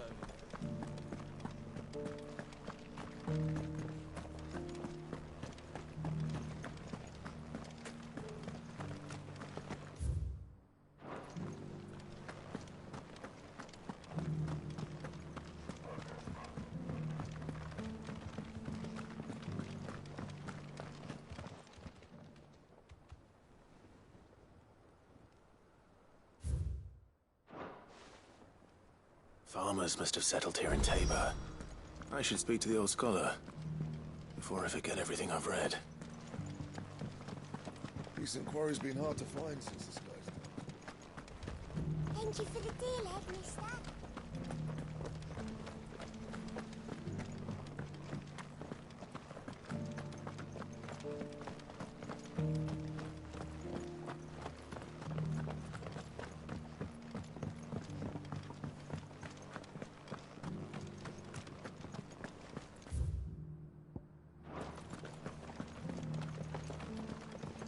Cyril fellas are not fish, I think. How are those new boots treating you? The engravings were in good repair considering their age. Oh, would that I could have seen them for myself. Oh, come, don't tease me now. What did you learn of this place and its people? Let's start with the engraving to the south, shall we? What did it say?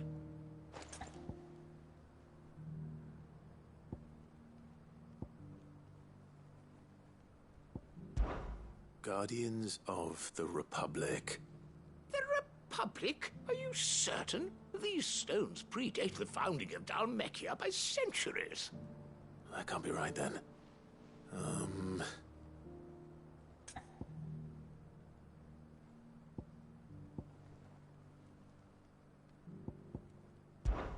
Guardians of the Crystal, the first stones of Tabor, sacred hold thy noble blood, till ends the mother's labor. I'm pretty sure that was it. Fascinating. It would seem the founders of this city were descendants of those fallen charged with protecting the mother crystals. But whatever could have driven the Guardians so far from their sacred charges, I wonder? The engraving to the north is next, I think.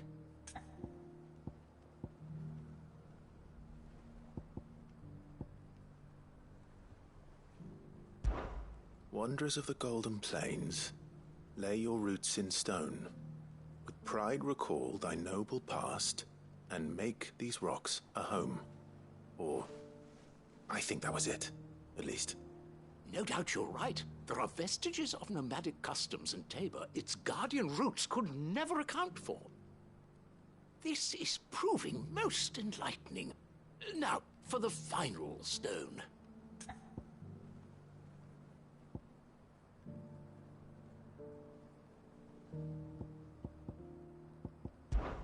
Children of the Hunters, now sworn to serve the sun.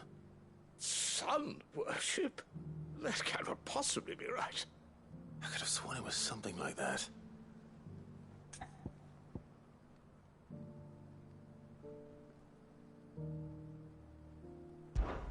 Children of the Hunters, now tillers of the land, reap her promised blessing and give praise her gracious hand. That's all three. And so, we add primitive farmers to Tabor's founding peoples, the final piece of the puzzle. 3 engravings, one for each of the 3 peoples to have settled Tabor in ancient times. Guardians of the Mother Crystal, wanderers from across the plains, and last but certainly not least, hunters turned farmers.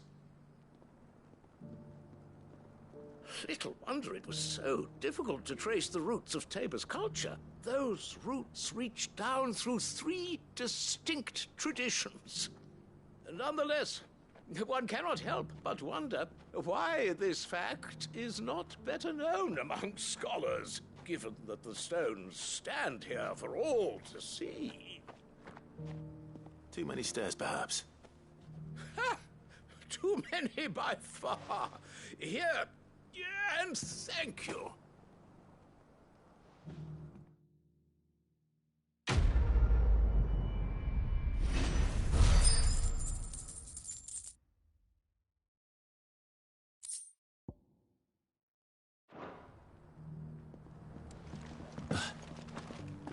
How are those new boots treating you? Soft as phoenix. Beneath the flood, yes.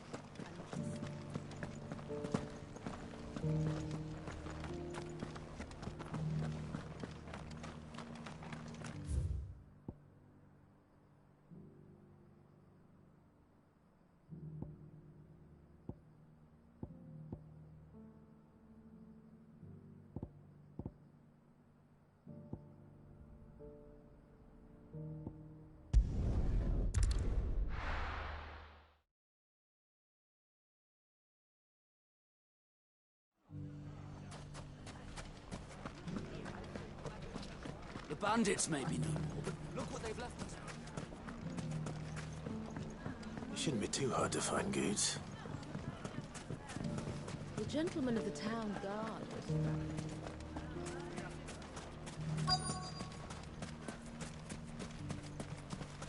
Could be I know something more. Clive, listen! I've found someone who says he's heard the rumours about Nan. Have you? Go on. Tell him what you told me. All right. It's like I said. A wizened old crone by the name of Karen's been selling steel to whoever will pay her price, be they knight or knave. Says the more swords and spears she puts in people's hands, the more war they'll wage. And the more war being waged, the more call for swords and spears. And who will they all turn to keep them in steel? Why, the good Reaper herself. And you've seen this Reaper at work? Aye, it just so happens I have. You'll find her right here plying her trade most days. Here in Delamil? Where exactly? She has a stall here in the market, but if you're not the patient type, you can probably find her at her storehouse on the edge of town. But it'd be a bolder man than me that braved that particular nest of vipers. Feeling bold, traveler? I hope so, for your sake. Now, if that's all, I have places to be. Sorry to have kept you.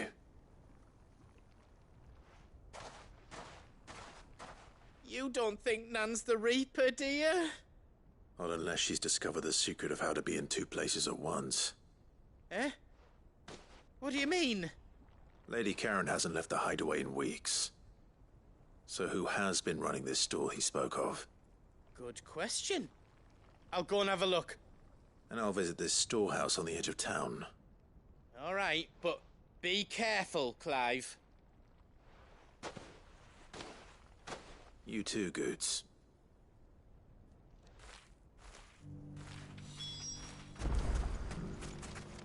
The finest cells.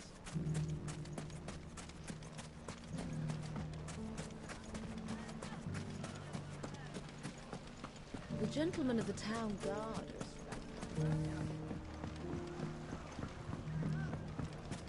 What a mess.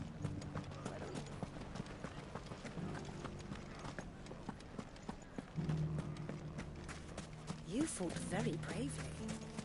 The safety of the town is in our hands.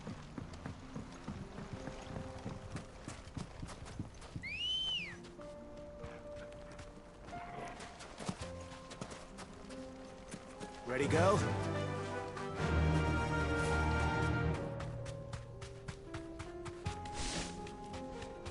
Time to brave the Viper's Nest.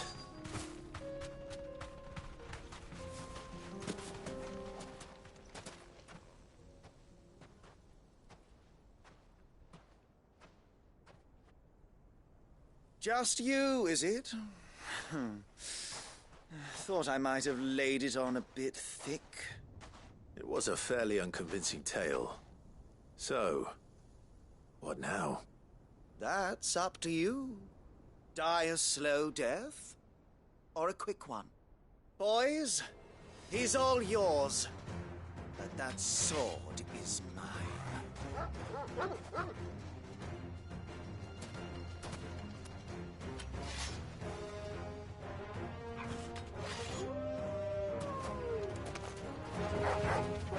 Leave now and we can pretend this didn't happen.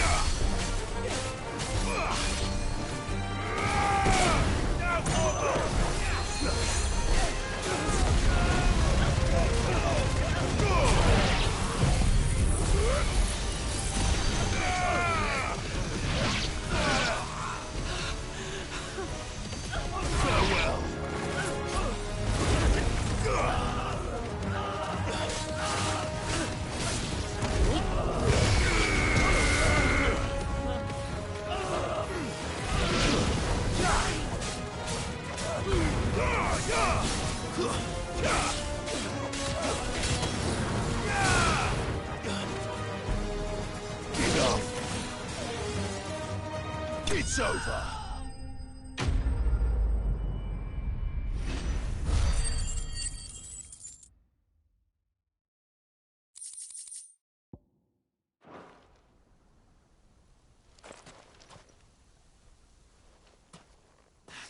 Oh, you've done it now.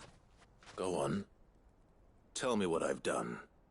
When the Borgwyn finds out you've killed his men, he'll have your head. He only wanted that bull of a manservant, the dim one always clinging to Karen's skirts. You weren't even supposed to be here. Who the hell are you, anyway? What were you going to do to him? The Borgwyn wanted him to get to Karen. I was only supposed to point the lamp in the right direction once he arrived in Dalamil. But then you turned up. Well, go on then. If you're going to end me, end me. You're not worth the effort. Now be gone, before I change my mind. Fucking coward! I need to find Goots. Right now.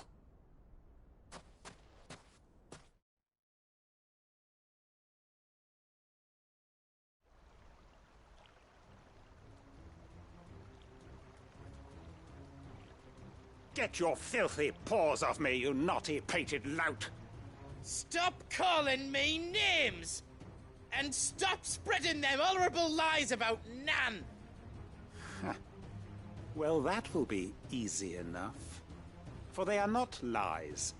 Every last word is true. And she must pay for her crimes in blood. Blood? Goose, are you all right? He's gonna kill Nan! He said she had to pay in blood! After what she did, it is only right. She ruined my life and the lives of countless others. That loathsome harpy's very existence is a crime, and I will not allow it to continue. Goots, was it? I have no quarrel with you. Only with your employer. Run along now. You need not pay for her sins. No. No? I don't care what she did. I won't let you hurt Nan. Promise me you won't hurt her, or I'll kill you myself! Goots, no. Enough, all of you! Karen. But how did you? You're a sight less clever than you think you are, the pair of you. Did you think I wouldn't notice the two of you slinking off together? Well, the whole thing got me thinking, who in Dalamil might bear me a grudge? And a certain snivelling shit I ran afoul of in my fairy years came to mind. Though it was just Bogan back then, wasn't it? I thought the years might have taught you some sense, but I see you're the same pants-pissing craven you've always been. What was it we called you? Wet legs? You bitch! Everything that happened, it was all your fault! And now you'll finally pay for what you did to me!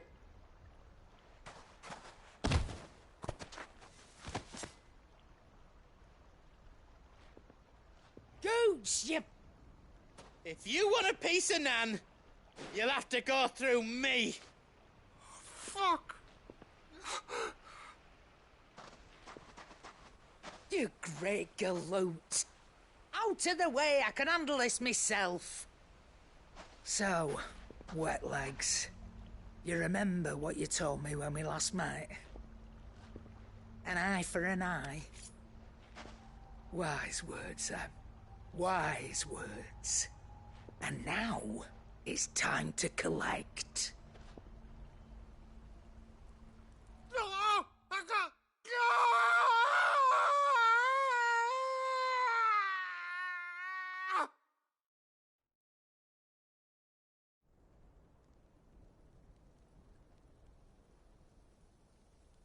Sorry to keep you waiting. Is he... Dead? No. But I reckon he wishes he was. It isn't easy going through life one eye short of a pair. After all, I should know. You don't mean... Oh, don't tell me you didn't notice. Lost it to old Wet Legs back when we were working the same routes. Said I'd stolen from his strongbox. I'd done nothing of the sort, mind. But that didn't stop him taking his little revenge. So I took some of my own. Sorry, lost everything. His coin, his clients. Always knew he'd be back one day to claim his due. But he crossed a line dragging poor Goots into this. He didn't hurt you, did he? No, Nan. Still got all my arms, see? Legs too. But what if he comes back again? What if he does? First we take the other eye, then we work our way down. He'll learn his lesson soon enough. But something tells me the Wet Legs has learned it already. Right. Let's get you back to the hideaway. You've attracted quite enough attention already. Ta-ra, Clive. Remind me never to cross you, Karen.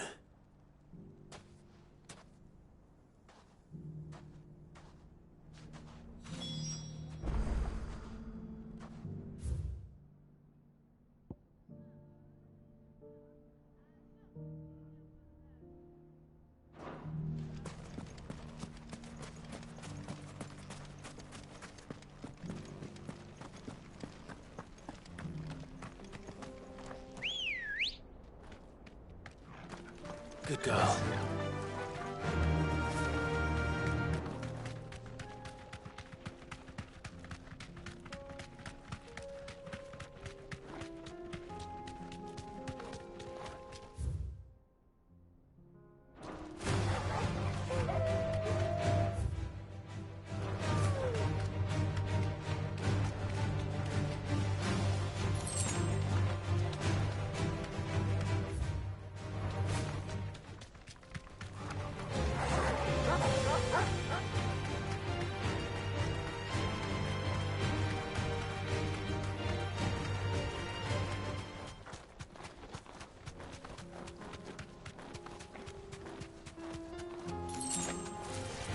This might take a while.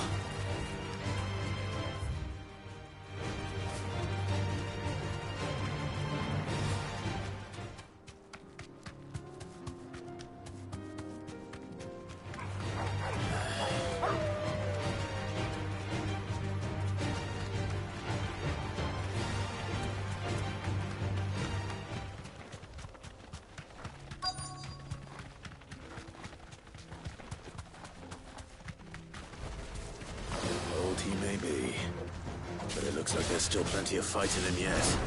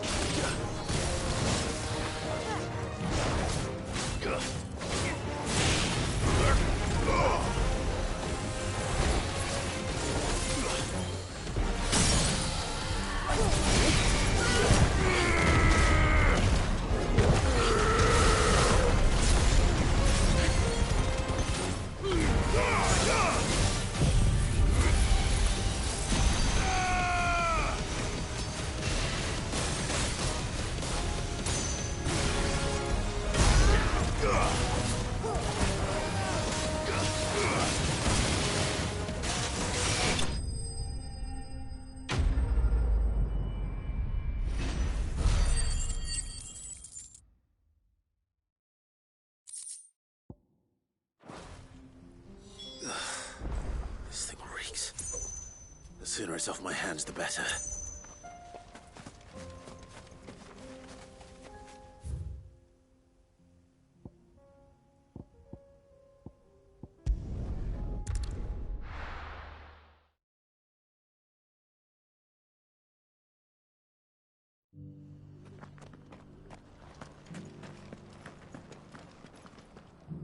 Here's your hide, as requested. I worried you might never return. Quickly, let me see it.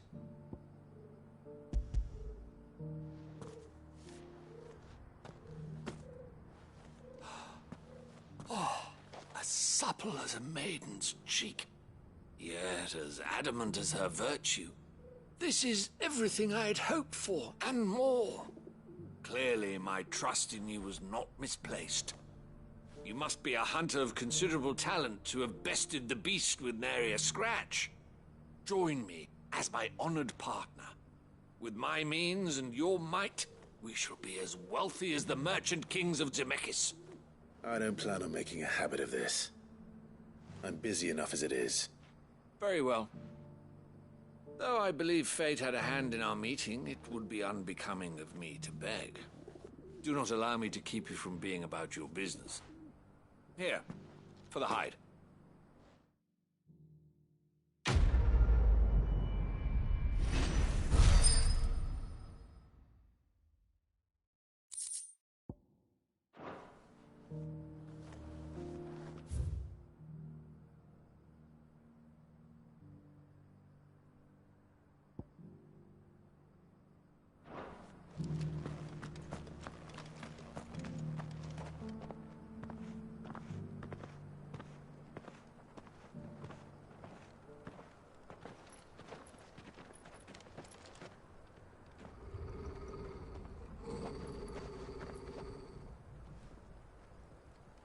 Cyril. How fares the search? Well, Your Grace, My report shall be with you ere long. Ah, yes. Yotei is otherwise engaged, at my behest. And the duty of wardenship? Fulfilled. For as you see, I've been reunited with my first shield. I am Cyril, Knight of the Undying and bearer of the Burning Quill, charged with chronicling the mortal deeds of His Grace, Joshua Rosfield, Keeper of the Flame of the Phoenix, and rightful Archduke of Rosaria. I entrusted Cyril here with overseeing the investigation into Ultima's origins. Findings from his brothers and sisters afield are delivered here to be collated and catalogued. Just how many Undying are there? Not nearly enough, milady. Yet we are glad to give our all in service to the Phoenix. Such is, and has ever been, our creed. I see. You have your associates, I have mine. But you may now think of them as ours. That won't be a problem, will it? The Phoenix is our sun, and we but the shadows that quicken in his radiance. It is from the darkness that we serve, both him and now you.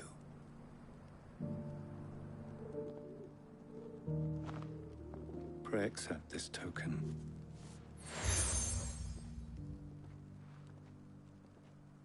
For as long as you bear it, members of our order will reveal themselves unto you, if there is nothing further. No. You are dismissed. Your Grace.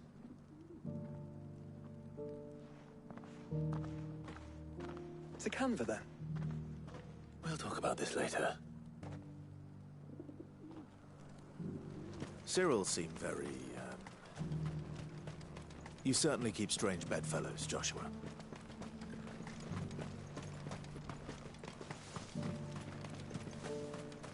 The free cities and a sea.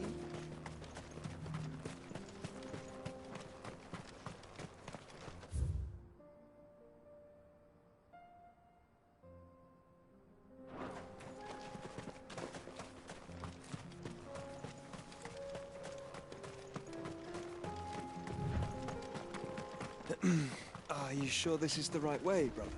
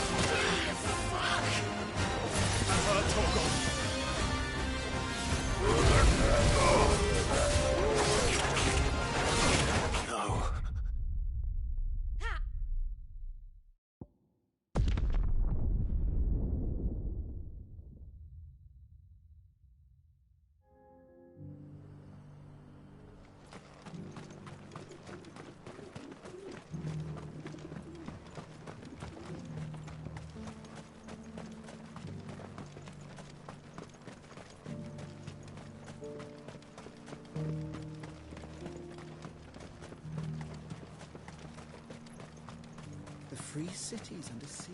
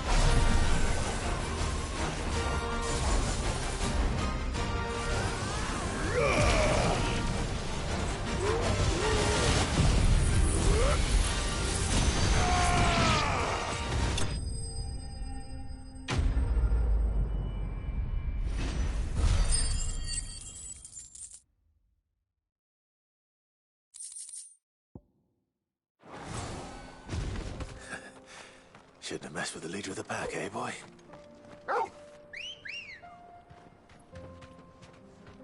Let's go. Run like the wind.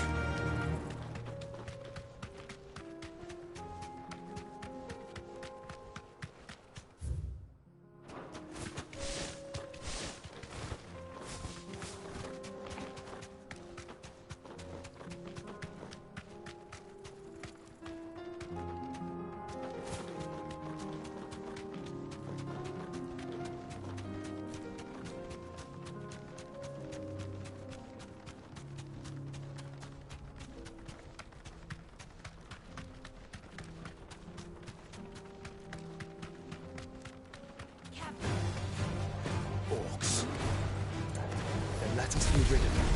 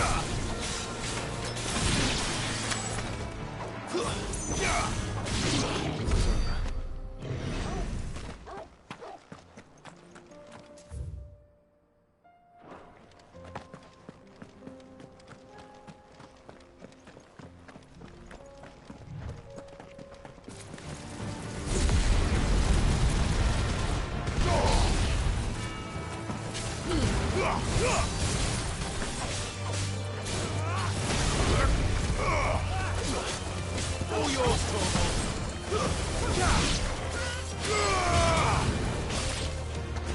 farewell.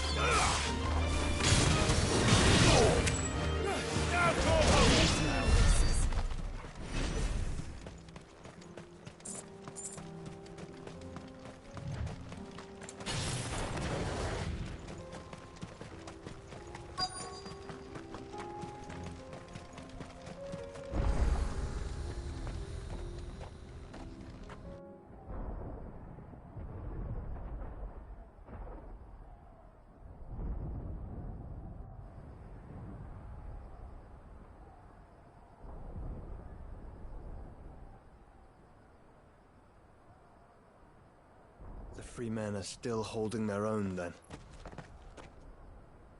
Do we have any idea where Gav and the others might be? There's a warehouse near the docks where we agreed to meet if there was any trouble. We should hurry.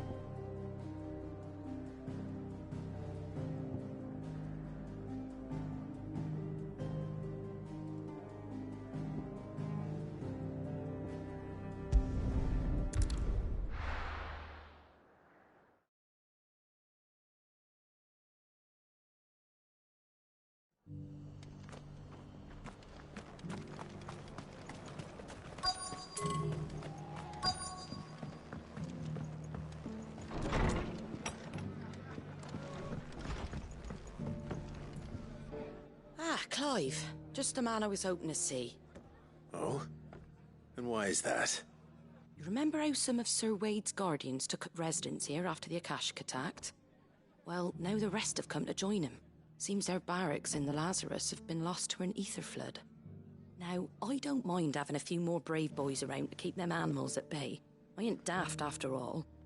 But we ain't got nowhere for 'em to bed down. Poor buggers are having to make do with haylofts and chocobo pens. I'd build 'em a new barracks here if I could. But where would I put 'em? There just ain't enough room up here on the rock. Which leaves us in a bit of a pickle. The people we're counting on to keep us safe are living like beggars. I see. And it isn't just that lot. There's bears to think about too. There's been more and more of them turning up lately, coming from all over looking for safe haven. But there's only so many we can shelter with the room we've got. We can't keep cramming more and more people into less and less space. What we need is a new home for our new arrivals. And that's what I was hoping you might help me with. If it ain't too much of a burden, of course. It's no burden. Thank you, Clive. So, where were you thinking of making this new home? Well, I reckon we could do a lot worse than Eastpool. Eastpool. It's been a long time since I thought about that place. It was a tragedy, what happened. And if any of us could have done anything to stop it, we would have. But what's done is done. And those who lived there wouldn't have wanted the village they loved to be left in ruins. I suppose you're right. The blight might be pressing in, but I reckon it's got a good few years left in it yet. There's just one problem. A band of cutthroats have made it their den, and they don't seem like they'll be moving on in a hurry. Nasty bastards they are too. I've lost some good men to their raids. Would have sent someone to clear 'em out sooner if my boys didn't already have their hands full fending off the Akashic. But now we've got a few more guardians of the flame to call on. I reckon it's time we made our move. What do you say? Fancy leading a raiding party? I do. Eastpool was once home to people I loved. I won't have bandits sully those memories. I'll gladly drive them out of there. And I know the men will gladly follow you. I've already shared a few thoughts with Sir Wade about how we might be able to win the place back. And I dare say he's got some ideas of his own too. Why don't you go and talk to him? Of course.